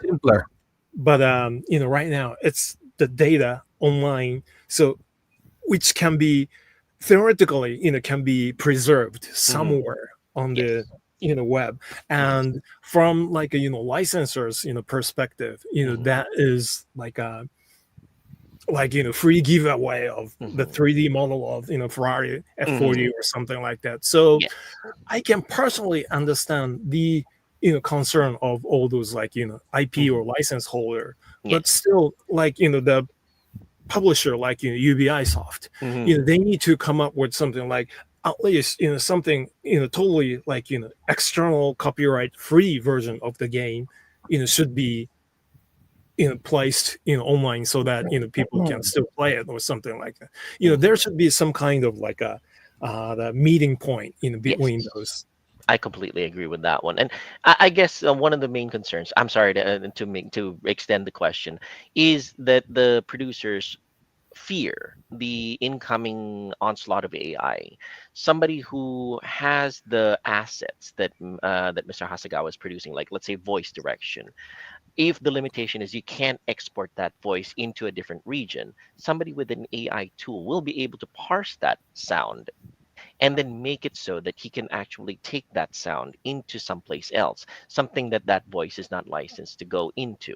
So yeah, again, discussion has to be made. Ubisoft and other video gaming companies have to come up with some kind of midpoint or agreement where they can understand that this, once it's out of our hands, it's out of our hands. It's the audience's property now. But yeah, Ubisoft extending their hold to the point that once we're done with this, you guys are done with it as well. You can't have that anymore. Sorry to have to say this, Ubisoft, but screw you. You deserve to be bought out by Tencent. Anyway, to continue with the topic, Joe, your turn. Another question from the asking pool. So Sony PlayStation enjoyed its popularity, especially when they reached the late 90s, and then Sony PlayStation 2 came out with about in the year 2000. Okay, so PS1, PS2 at its peak. during the late 90s and the early 2000s. Mr. Hasegawa mentioned that he left Sega to work for Sony in Mhm. 1998 and then went back to Sega back in 2007. So the question now is, what happened? I mean, Oh, like, so what can you tell us about what happened in Sony that you decided to go back to Sega? Okay, that's a good question. So, the first move from Sega to Sony was because I have a great friend of mine who was my coworker at Sega back then, and he was my great karaoke friend as well.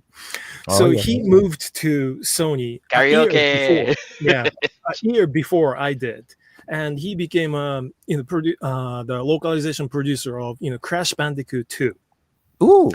And so the amount of work he handled for Crash Bandicoot 2 was already like a huge, and he knew that there would be absolutely no way he can handle it by himself for when Crash Bandicoot 3 came out. And he was looking for like a coworker, and he just asked me if I am interested in joining Sony to produce Crash Bandicoot 3 again, 3 together. And I was like, interesting. And that was when like Sega Saturn and Sony PlayStation was like the share between those two hardwares are like deciding.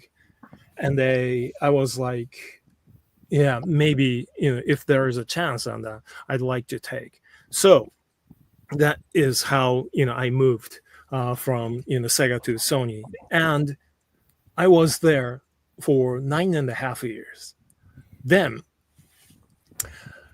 after like 8.5 years at Sony, and my ex boss at Sega, who was already one of the executive board members at Sega, started asking me if I was interested in going back to Sega, because there is going to be one very big, very important, and very difficult project which needs to be localized.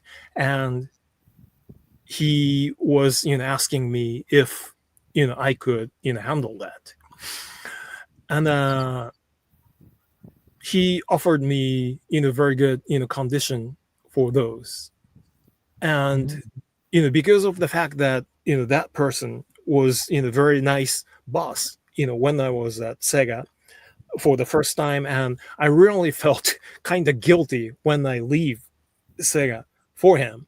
So yeah, he was nice enough to bring me back to Sega even after I sort of like betrayed him. So I was like, okay, so I'll do that for you. And so that's the reason why I went back. So he was offered Let's be honest. 1 million yen. Me, Doctor. How much was it? No. We don't talk figures here. We don't talk Was it figures. around that area?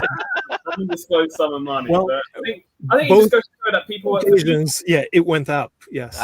There you go. That's it. That's the real reason. And of course, It's only it's in fairness.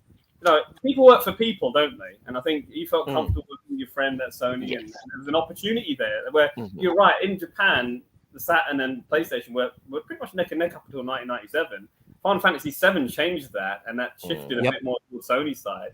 But I think with respect, and I'm looking at this from a dispassionate point of view, you've made the right decision leaving Sega for Sony for your own career development, and you made the right decision coming back. So kudos to you. And I don't think you've got nothing to be guilty about. You did what was in your interest and what was best. So I think there's nothing wrong, personally.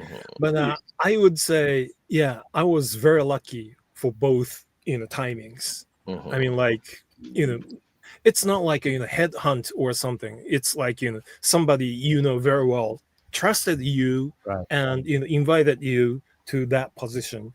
So Mhm. yeah, I think I was very lucky. Nice, I mean, very they took good. pride with you. Yeah, I Yeah. mean, why else would they even would they consider you back, right? I Yes. mean, obviously they knew the right person for the job. Took a shot. Maybe he would agree. Hmm. It's as I Yeah. said before. It's business. This is business. It's not personal. Business. You know Yeah. what I Yeah. mean? Like, And yeah, you and qualify. that yeah, absolutely perfect. Perfect analogy, actually. The Viraj mentioned it correctly. It's business. What is the very best thing that you can do for the company? The very best thing that you can do for the job at hand. That's what you do. And Oh, yeah. a follow up question Mm, coming from Sir Jose. So, what was the big project mm, mm. that Oh, that you were promised on? Yeah. that was Mario and Sonic Beijing Olympic. Oh man, Ah, Oh, really? So big game. there Big game. was a huge negotiation between Nintendo, and there was a huge negotiation between IOC, Right. and of course, I need to do that in English, and the development timing was very limited, so that was super challenging. Oh, But hang on. What that year was was this? super So I'm rewarding. guessing Sega was already stopped making the hardware at this point. They're just making software at this point. Yes, so that was for the Nintendo Wii and the Nintendo Ah, DS. yeah. Okay. But those games were very successful. I actually on the side. I buy and sell retro video games, and nothing. Wow. And I do Continue, Mr. Hasegawa, go. But that was a very, very, very successful game. Even when I was selling it, when I worked in the shops back then, before I became a driver, and even But now, people like watching Mario and Sonic in the same video game. It's a big deal. And yeah, so as a gamer, I really enjoyed seeing those two characters on one screen, and I also enjoyed being able to communicate with Nintendo officially, as a part of job. But at the same time, the pressure was huge, and they, especially all those like approval process with IOC was like a extremely tough and extremely I shouldn't say it, but sometimes it was unreasonable. mm. I'm always curious about that. Like, Sony and Mario in the same in the same game. Like what's the feeling like for a Sega employee coming to Nintendo to do a game? Like, did it feel dirty? Did it feel awkward? Did it feel wrong? Dirty. Yeah, to be honest, some people didn't like it, but I was Hmm. like more like hey, it's like the festival or something like that. So of course, like if like a in-game Mario and in-game Sonic runs, and the Sonic would be much much much faster, but in the video, Mario always needs to win. Come on. say that, Yeah. but I think another thing. Another thing we're forgetting here is Sonic and Mario shared a screen as well in a game called Smash Brothers Brawl. On Nintendo. Yes. And what they've done, and I, as someone who's played the game inside out, they've made Mario weaker in every Smash Bros. Game. And Sonic can beat Mario quite easily in Smash Brothers. Sonic is the stronger character, and that game proved the point, which is in a fight between Sonic and Mario, Sonic would actually win. Now, Yeah, and well, we're talking. They have to scale. They have to scale the power levels to each one because it wouldn't be fair. Sonic would run rings around everybody. Mario would punch everybody's face in. But yeah, you have to scale that power back and make it so that they're kind of equal. Yes, Mr. Speaking of Hasegawa. which, so Viraj made a very good point. So Mm. right now, you see lots of like collaboration of characters from like different companies and Yes. different platforms. Mhm. So yeah, the Smash Brothers is great, but Mario and Sonic was one of the first game where the main character from like different platform, different companies are in the same screen. So there was more of like political issues going on between two companies. So Jose bringing up another very salient question: was it Nintendo who said Mario's name would have to come? oh no, they went alphabetically. Yes, Mr. Conveniently, Hasegawa, of course. you would be All there right. on that negotiation. Anyway. Sir So- Viraj's next question. Go. Oh, well, I'll make it nice and easy for you. Okay. Tough question. It's a simple question. I'm going to show. So those in the audio section, I'm now going to hold up 2 controllers. Okay, and you tell me what you prefer. Okay. Oh my goodness. So we got this one. Uh-huh. Uh-huh. Describe Yeah. for the audio portion. Old faithful. So I'm holding up an original Sega Mega Drive, not Genesis. 3-button controller. Okay, and this is 6-button one. Mm-hmm. So Okay. your thoughts in regards to controller design. I know this has nothing to do with what you do. This is just a general gaming thing because you're a Sega guy as well. We went from 3-button to 6-button. And what are your thoughts now that a lot of controllers these days, this is kind of sinful me holding up this controller I'm about to, going for this sort of button layout now. Now we've got 4 buttons here and 6 buttons here. And this is kind of like not a thing anymore, sadly, for arcade games. And we got this now.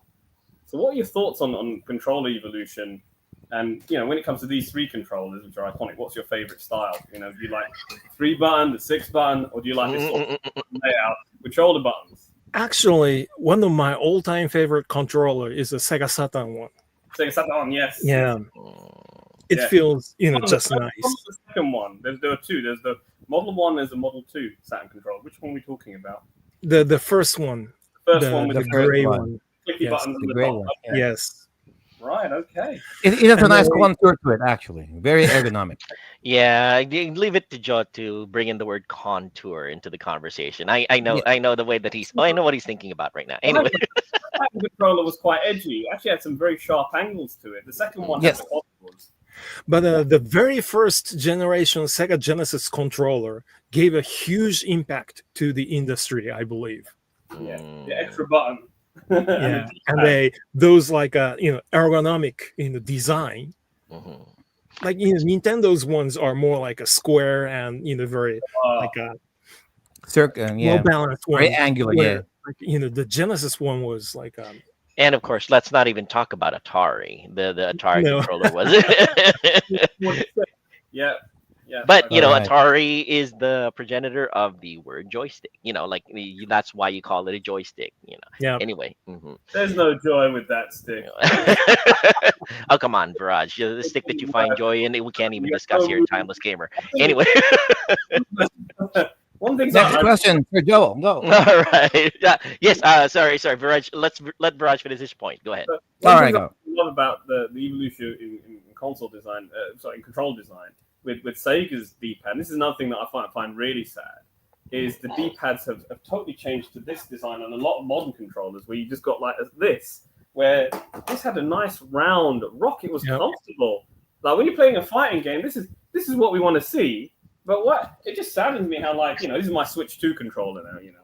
What is it? Again, they're still going with this old D-pad. Why couldn't they have a round? Obviously, I guess it's patented. Nintendo have to stick with their own. But a lot of these controllers that aren't Nintendo related still go with this kind of square thing. Why can't we have this is what frustrates me. Why can't we have this kind of a D-pad on something like this? It just baffles me. as far as I know, there were a couple. The PC Engine controller. It's got a round, rocky D-pad. I like that style. Why can't they? Yeah. Nuts. Anyway. There used to be a couple of the controller related the patents, but they are all expired now. So Yeah. at least all those like a third party controllers are like you said, more like round shape, but Nintendo still stick with the exact like cross shaped one. Yes. And I have absolutely no idea why they are still sticking with it. I didn't. It hurts your thumbs when you do fighting games. But that's really interesting that you like the Sega Saturn, the first one. Because a lot of people like the second edition because it's more comfortable on the arm. But I guess it's more of a grip, and the clicky LNR are nice. I suppose I've got that one as well myself. All right. Now, So it's all good. Now, in my case, I'm bringing a couple of the comments from the audience here. Richard Ryan Ortiga says, note, Sega and Nintendo partnership with Namco created the Sega Triforce system, which is a modified Nintendo GameCube. Interesting fact. Yeah. And now, Mr. Dan Faulkner, one of our panelists here, and the administrator of the Sega Facebook group, says, when communicating with Nintendo, did anyone at Sega or Sony tell them that a fat plumber is a boring character to front them? But yes, He's jesting, of course. yeah, he's jesting. Now, the thing about it is now the relevant question. This actually might be my last question of the interview. Um, Considering your impact on video game history, like I mentioned with Sega Bass Fishing, and now with the time that you spent with Sony producing Crazy Taxi for the Sony PlayStation, they are talking about bringing back these particular IPs, particularly Jet Set Radio and Crazy Taxi, coming up in the near future. How does it feel as a game producer that your contributions to the video game landscape is echoing throughout eternity, shall we say, to quote Maximus in Gladiator, the actions that you had back then, the actions that you're still doing now, and the actions that are happening in the future.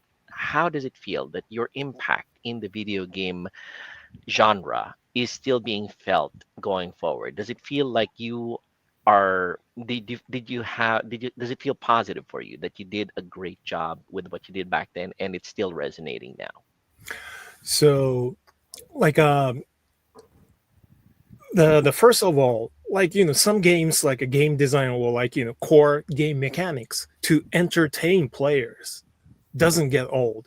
So, I have like a teenager niece, who still loves to play, like, Tetris or, like, Dr. Mario on the original, like a NES system, which I lend to her, because for her, like, the graphics doesn't matter that much. It's more like, gameplay which attracts her. So even though, like, what kind of, like, a generation of hardware it became, but as far as the core gameplay is great, then there would be a great chance of those games are being, ported, maybe with, fancier graphics or something, but the core game mechanics can, remain as they are. And so I think, there will be a, great chance that, some great games their name would live like a, legacy. And speaking of which, like, how I feel about it, of course, like, I am very proud of it. And, even now, like, when you finish a game and on the staff credit and you see your name, coming up from the bottom, and hey, that's me, that's me, that feeling is, it hasn't changed at all, even though, I've been in the video game industry for more than 30 years, but I still get super excited when I see my name, coming up, from the bottom of the screen. So if some of the game can be ported in the future, and if my name can remain in, like, the original creating team or something, then that'll be better than having some, like, a fancy gravestone or something. Yes, Your name lives in, like, a digital Immortalized. format. You're immortalized forever. yes, Yeah. absolutely, and that I imagine that is how Mr. Hasegawa will feel once these amazing properties make their resurgence in the future. Once people start researching when did all these amazing games, how did all these amazing games come to be, then Hasegawa Ryo's name is going to show up there. We are talking to a living part of video game history right here. All right, that was my last question for the session. You guys take it away. With me, I have two more remaining questions. One's a Sure. personal one. I'll start off with my personal question. Mr. Hasegawa was credited for Valkyria Chronicles 2 and Valkyria Chronicles 3. And me and Sir Dan love the Valkyria Chronicles, at least for the first game anyway. And one of the things that I didn't really like on how Sega handled the franchise, Chronicles 2 only came out with the PSP. And then Chronicles 3 was not even localized at all in the West. So what can you tell us about your involvement regarding Valkyria Chronicles? Okay, actually, for that project, my involvement was not that much. It was all about, like, all those, like, in-game, like, English of like menus or like some background like decorations or something like that. So I wasn't involved in any of like balancing gameplay or like drawing characters or something. More like giving them feedback of all those like in-game English usage. And this question is coming from the asking pool. I might revise this a little bit. What message can I asked this? I asked this message with Sir Eric Wahlberg and Sir Jeff Cuneo. Mhm. If it's up to you, what would be your general message to Sega, Mm. whether it's Japan or America as a Mm. whole, on how they handled Sega Saturn and Sega Dreamcast? Wow. What Not what like a for you? future I mean, platforms, how but can you turn it around for mm, Sega during mm, those times when mm. Just be when careful things with got the so stage. They rocky? might offer you a job again if you upset them. So just be careful.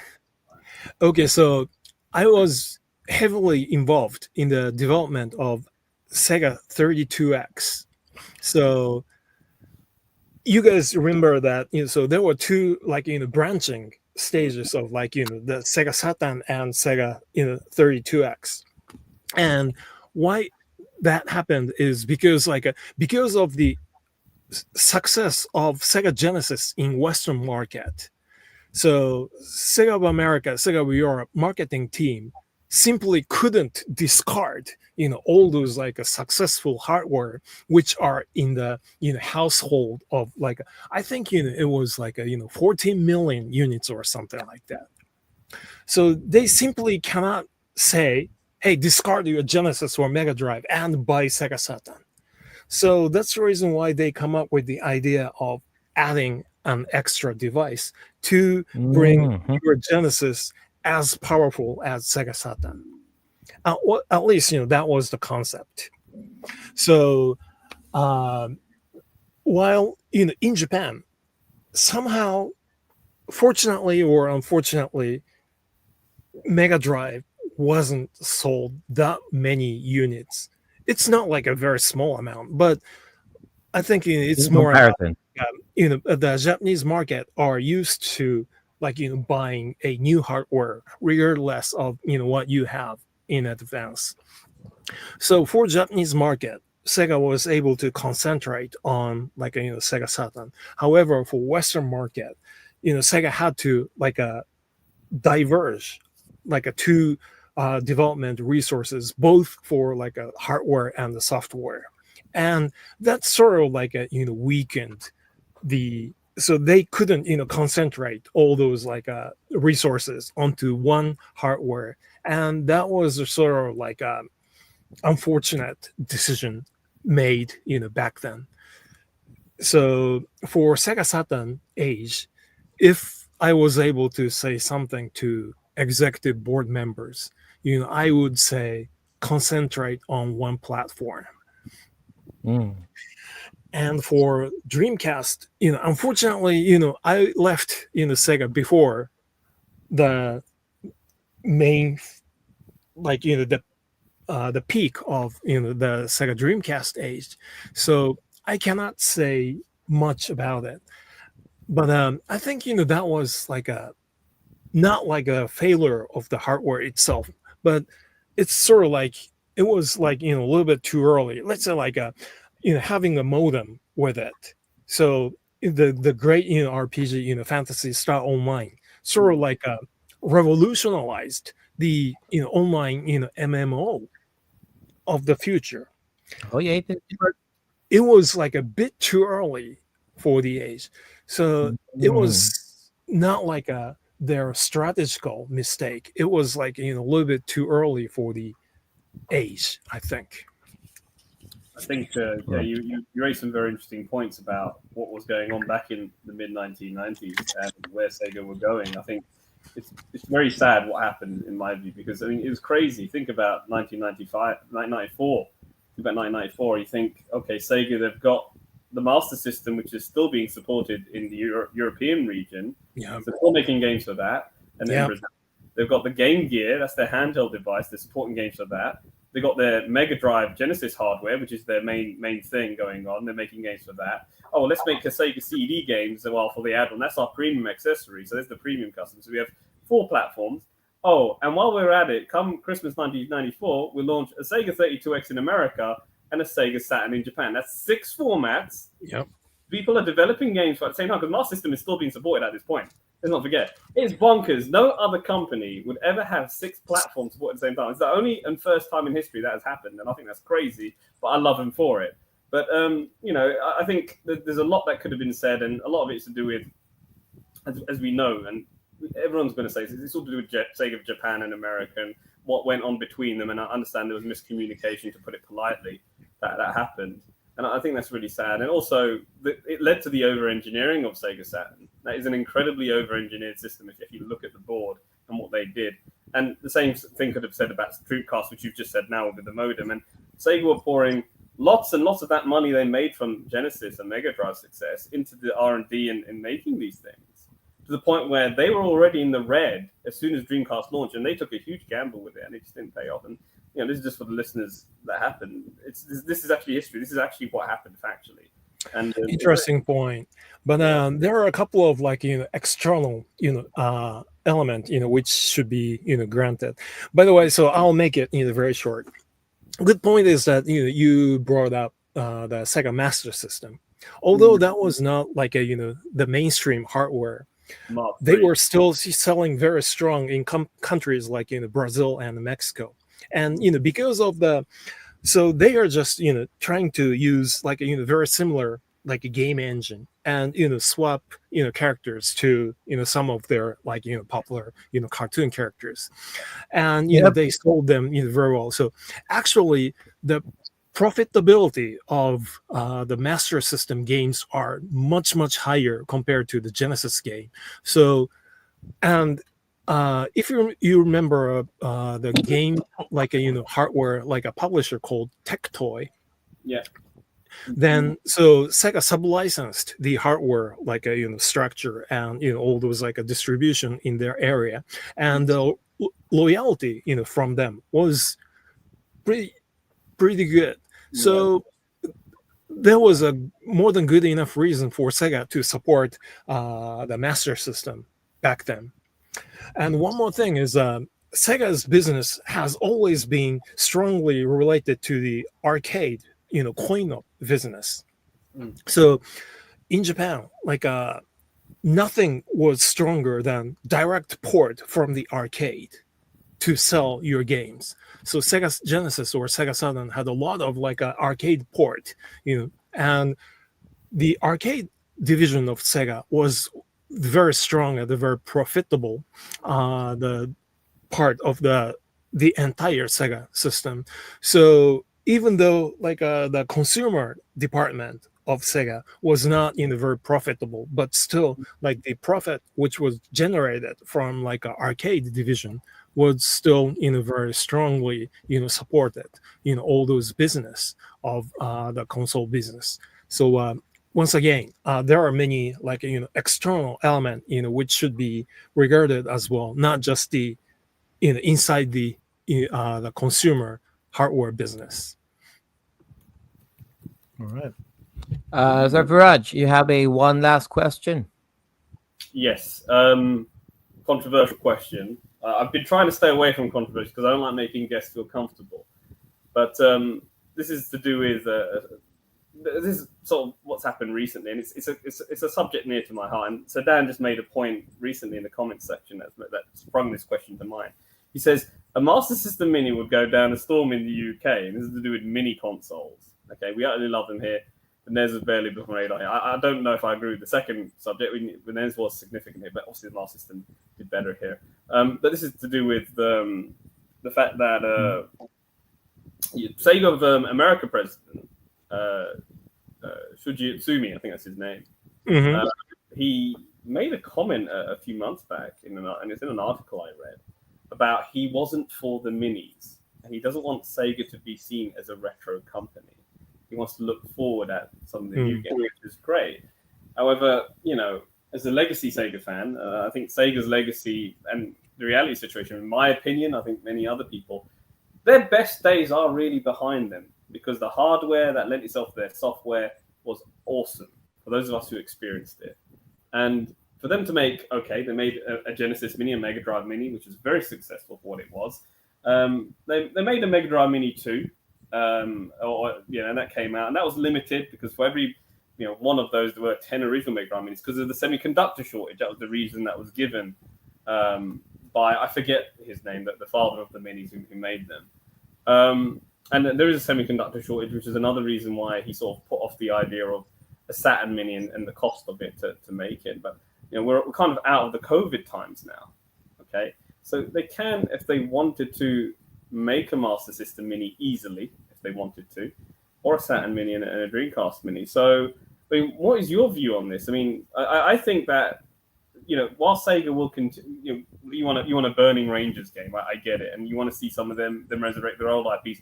I'm for that as well. So I don't believe it should be an or decision that we could do this or that. And I'm not for the minis, so we should definitely do that. Why can't they still be an and company and say, actually, you know what?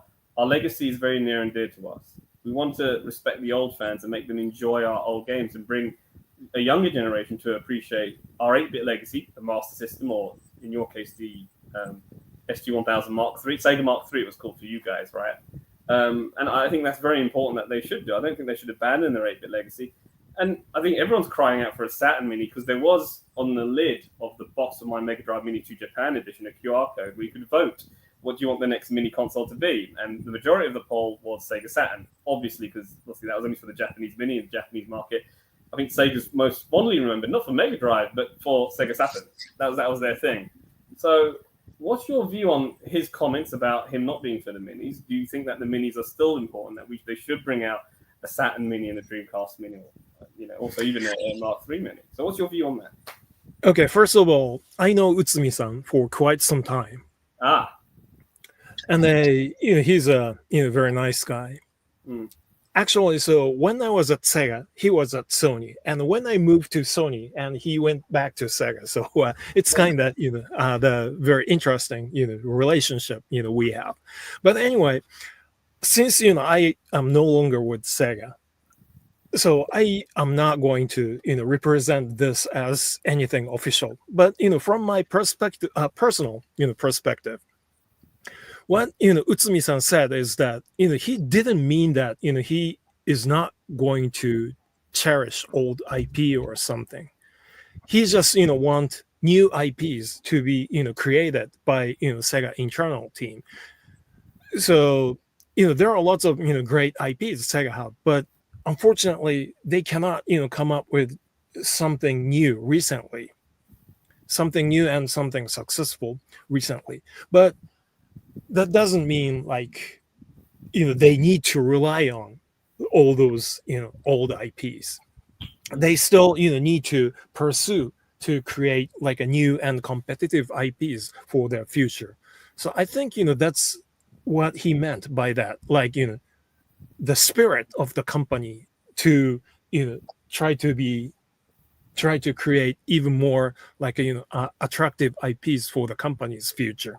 So that doesn't mean he is not interested in creating a Master System Mini or Sega Saturn Mini. I think Master System Mini is technically totally possible. It shouldn't be hard at all. I am not quite sure about Sega Saturn Mini because of the extremely a complicated structure of running a two SH2 chips. One SH2 for BVP chips, and you also have the Yamaha thing, but it can we can emulate it on a much more bigger piece of hardware. I think that Sega Saturn Mini can happen. It's just going to cost a lot to make. Actually, I personally think Dreamcast Mini would be easier than creating the Sega Saturn Mini. A GPU based on that hardware, and it's easy to emulate that rather than having one processor here, because all these games are overpowered and they use different bits of the processor, so it's difficult to sort of replicate those games. And Saturn emulation is tricky, but not impossible. I would argue N64 emulation is very, very difficult if you know the N64 piece of it, but nobody cares about N64 anyway. But it says I say nobody, but it's not. I think Saturn is what people would like because Sega Saturn collecting is very expensive here in the West to play on the original software. Now these video games go for hundreds of pounds now here in the UK, and I think it offers people access to a brief amount of the Saturn library. And I do think there's a need for it because people would love to play some of these Saturn games in an emulation box somewhere between maybe 150 to 200 pounds. And if there's enough games on there, I think people see the value for money option, and Sega could make good money out of it. Again, it depends on obviously the production cost of this thing, and I think that's what people are worried about. Will it cost too much to make to get a good return? It can be done. I believe it can be done, but you're absolutely right. Dreamcast Mini is actually more feasible in terms of the GPU that it had, the Hitachi one, the GPU that it had, and it could run the games better. So you're absolutely right. So I'd still like to see all of them. Because I've got a collection here. I want to have them all there. It'd be wrong if one wasn't made, but I don't know. A man can dream, right? A man can dream. But thank you for your thoughts on this. Appreciate it. All right. So we got one last question coming from the asking pool. If you had the chance to go back in time and change one thing in the gaming industry that would affect things going forward, Not just Sega. Not just Sega Not just related. Sega. Yeah. anything at all, Wow. what would it be and why? Like, yeah, you did the end game thing where you gathered the stones The and go Infinity back in Stone. time and change one thing. What would it be? So if it is within Sega's question, then I would again say stop creating 32X and concentrate on Sega Saturn. But wow, that's like a super difficult question. And that was my question too. There you go.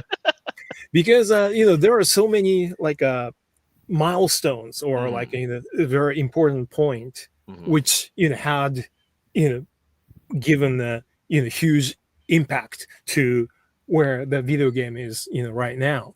Yes. So to be honest, I cannot just say one as a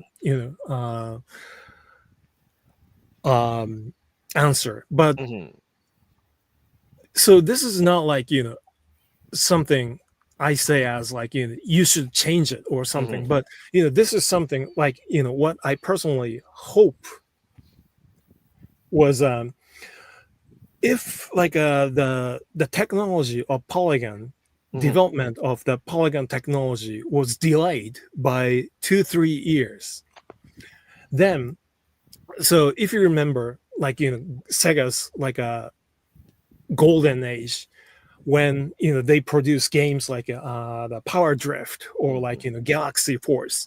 So they are just putting more and more RAMs and try to display more and more sprites and tiles to represent a 3D field.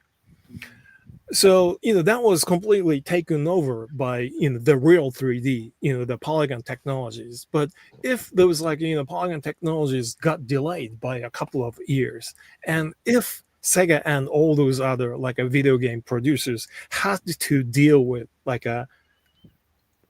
displaying more sprites, I would love to know what would happen. Are we talking System 32 over Model 1 hardware? Is that what we're talking? No, it's way before the Model 1. So all those sprites. So it's a System 16 or a System 32 era.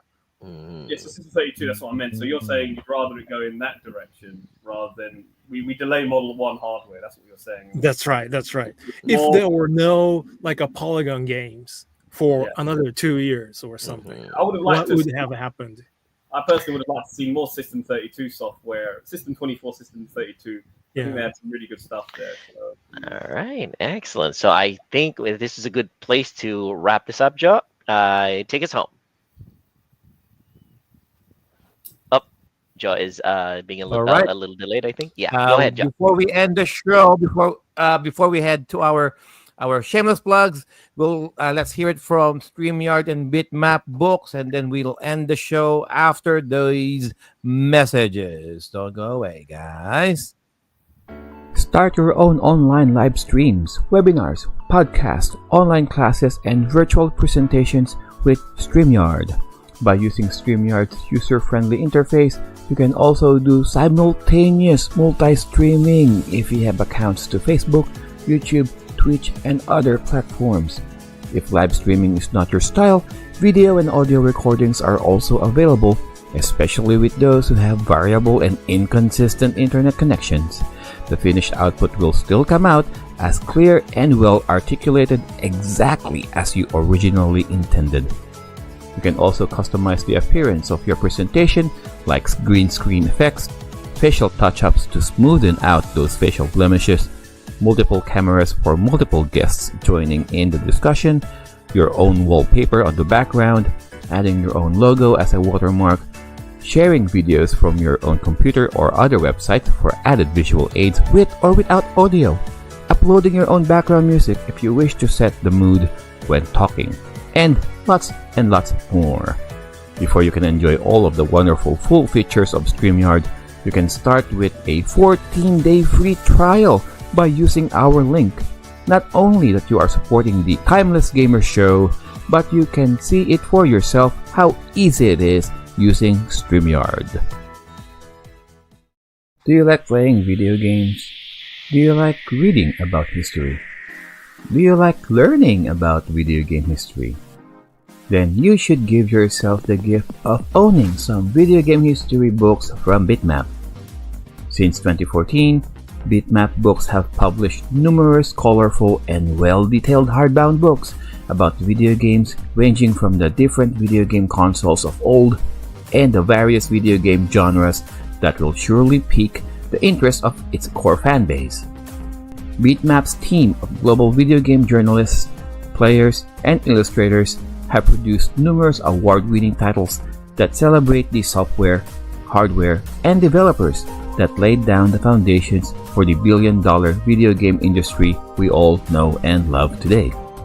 International shipping is also available with careful and considerate packaging from BitMap Books. If you don't want to take my word for it, then you can believe the people, almost 10,000 satisfied customers who submitted their glowing written reviews and video reviews after receiving their books from BitMap. By ordering your first BitMap book using our link, you will also be supporting the Timeless Gamers Show in spreading our love of video games and their rich history. All right, thank you for that, StreamYard and BitMap. Yay! Well, All right. Yes, Mr. Hasegawa is showing off a little bit of something here. There you go. Sega Saturn 10 collection. There you go. Nice. nothing All right. selected. Oh, there Okay. you go. All right, let's do our shameless plugs. Sir Joel, where can they find you? All right. You can always find me here on the Timeless Gamer Show, unless life gets in the way. You can also see me streaming various retro and video games on kick.com, on twitch.tv, and on the brand new streaming platform, streamer.live, streamr.live. Check it out, guys. Make your accounts. Get in on the ground up, before all those Amramp people and, and Mr. Beast people show up and take the spotlight. Streamer.live, go on to it, check it out. It's a great new place. And yeah, that's about it. And hashtag FUFB. Back to you, Joe. FUFB. Thank you for that, Sir Joel. And that's streamer.live. STREAMR.LIVE. Streamer live. Sir Viraj, where can they touch your grass? Well, you can find me on the Sega Genesis group on Facebook, where I loiter around. Again, I'll be on this channel. I'll be trading at the Sheffield Gaming Market on the 3rd of August, so that should be fun. But yeah, that's fundamentally where you can find me. I see Eric Wahlberg here in the comments section talking away. What's he saying?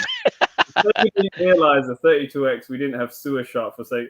Yeah, I mean that's a garbage game. Not like that other one that came out. I love the game. Champion. Yeah. And And we didn't even talk about Night Trap. Crash Mr. and Hasegawa burn. was Mr. Yeah, Hasegawa was yeah. also kind of involved in a little bit I'm in that one, joking, right? Eric. He made obviously this game called Eternal Champions. I said it's a garbage game. It's a beautiful game. Just sad that he didn't get realized as being as good as it was. He produced it anyway. So There very you sad. go. Yeah, it's good to see you, Eric. Tell me, Rio, because you knew Eric back in the day, right? You must have known. Oh him. yeah. Did he always dress up like women, or is that something that he started to do now? What? Don't worry, Mr. Hasegawa. Eric is a great friend of ours. You can be frank with us, yeah. There you go. Nice. And of Okay. course, where can they find you, Mr. Hasegawa, and anything that you want to plug? Oh, no, Oh, is it me? Yes, it's Yes. you. Is it my turn? Go ahead. Okay, so I'm on the Facebook and I'm on X Twitter, and so We refuse to call it X. can I just where can I put my comment? Anyway, so it's on Twitter. It's a RIO underscore HASEGAWA. RIO, so underscore and HASEGAWA. And for Facebook, it's my full name. Oh, thank you very much. And for the Facebook, it's a full name, RYOICHI HASEGAWA. Okay. So if you can, send me a message, you saw me from this channel, and I will, friend you for sure. Excellent. All right. We'll definitely make sure to do that. And if you guys have any follow-up questions or comments, we will be happy to send them to Mr. Hasegawa going into the future. We also entertain questions and comments in our Facebook pages and wherever we show up. Just type them in. We'll do our very best to respond to them. Make sure that we get the answers to you as soon as we possibly can. All right, Joe, take us home. All right, thank you for that, ladies and gentlemen. That's the show. Unfortunately, we can only afford Mr. Hasegawa for such time, like 2 hours tops. Yeah. There's plenty more questions that we could probably ask, but time constraints and all that. Hopefully, there's a part 2. Hey, again, like Sir Joel mentioned, send us a message, timelessgamers.show at gmail.com. Also, go to our website, timelessgamers.com. Alrighty. And again, we're gonna try out another streaming platform, which is streamer.live, STREAMR.LIVE.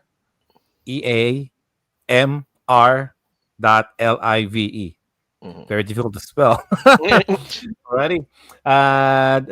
Thank you all so much. And as always, our games and our bodies may grow out of date, but our gaming experiences forever remain. Thank you again, Sir Eric. Timeless. Bye. Thank you very much, everybody. Thank you very much. And thank you very much, Mr. Hasegawa, for being here. All right, everybody enjoy. Bye now. Don't leave, Sir Rio. We'll take a picture. Oh, yes. Oh, okay.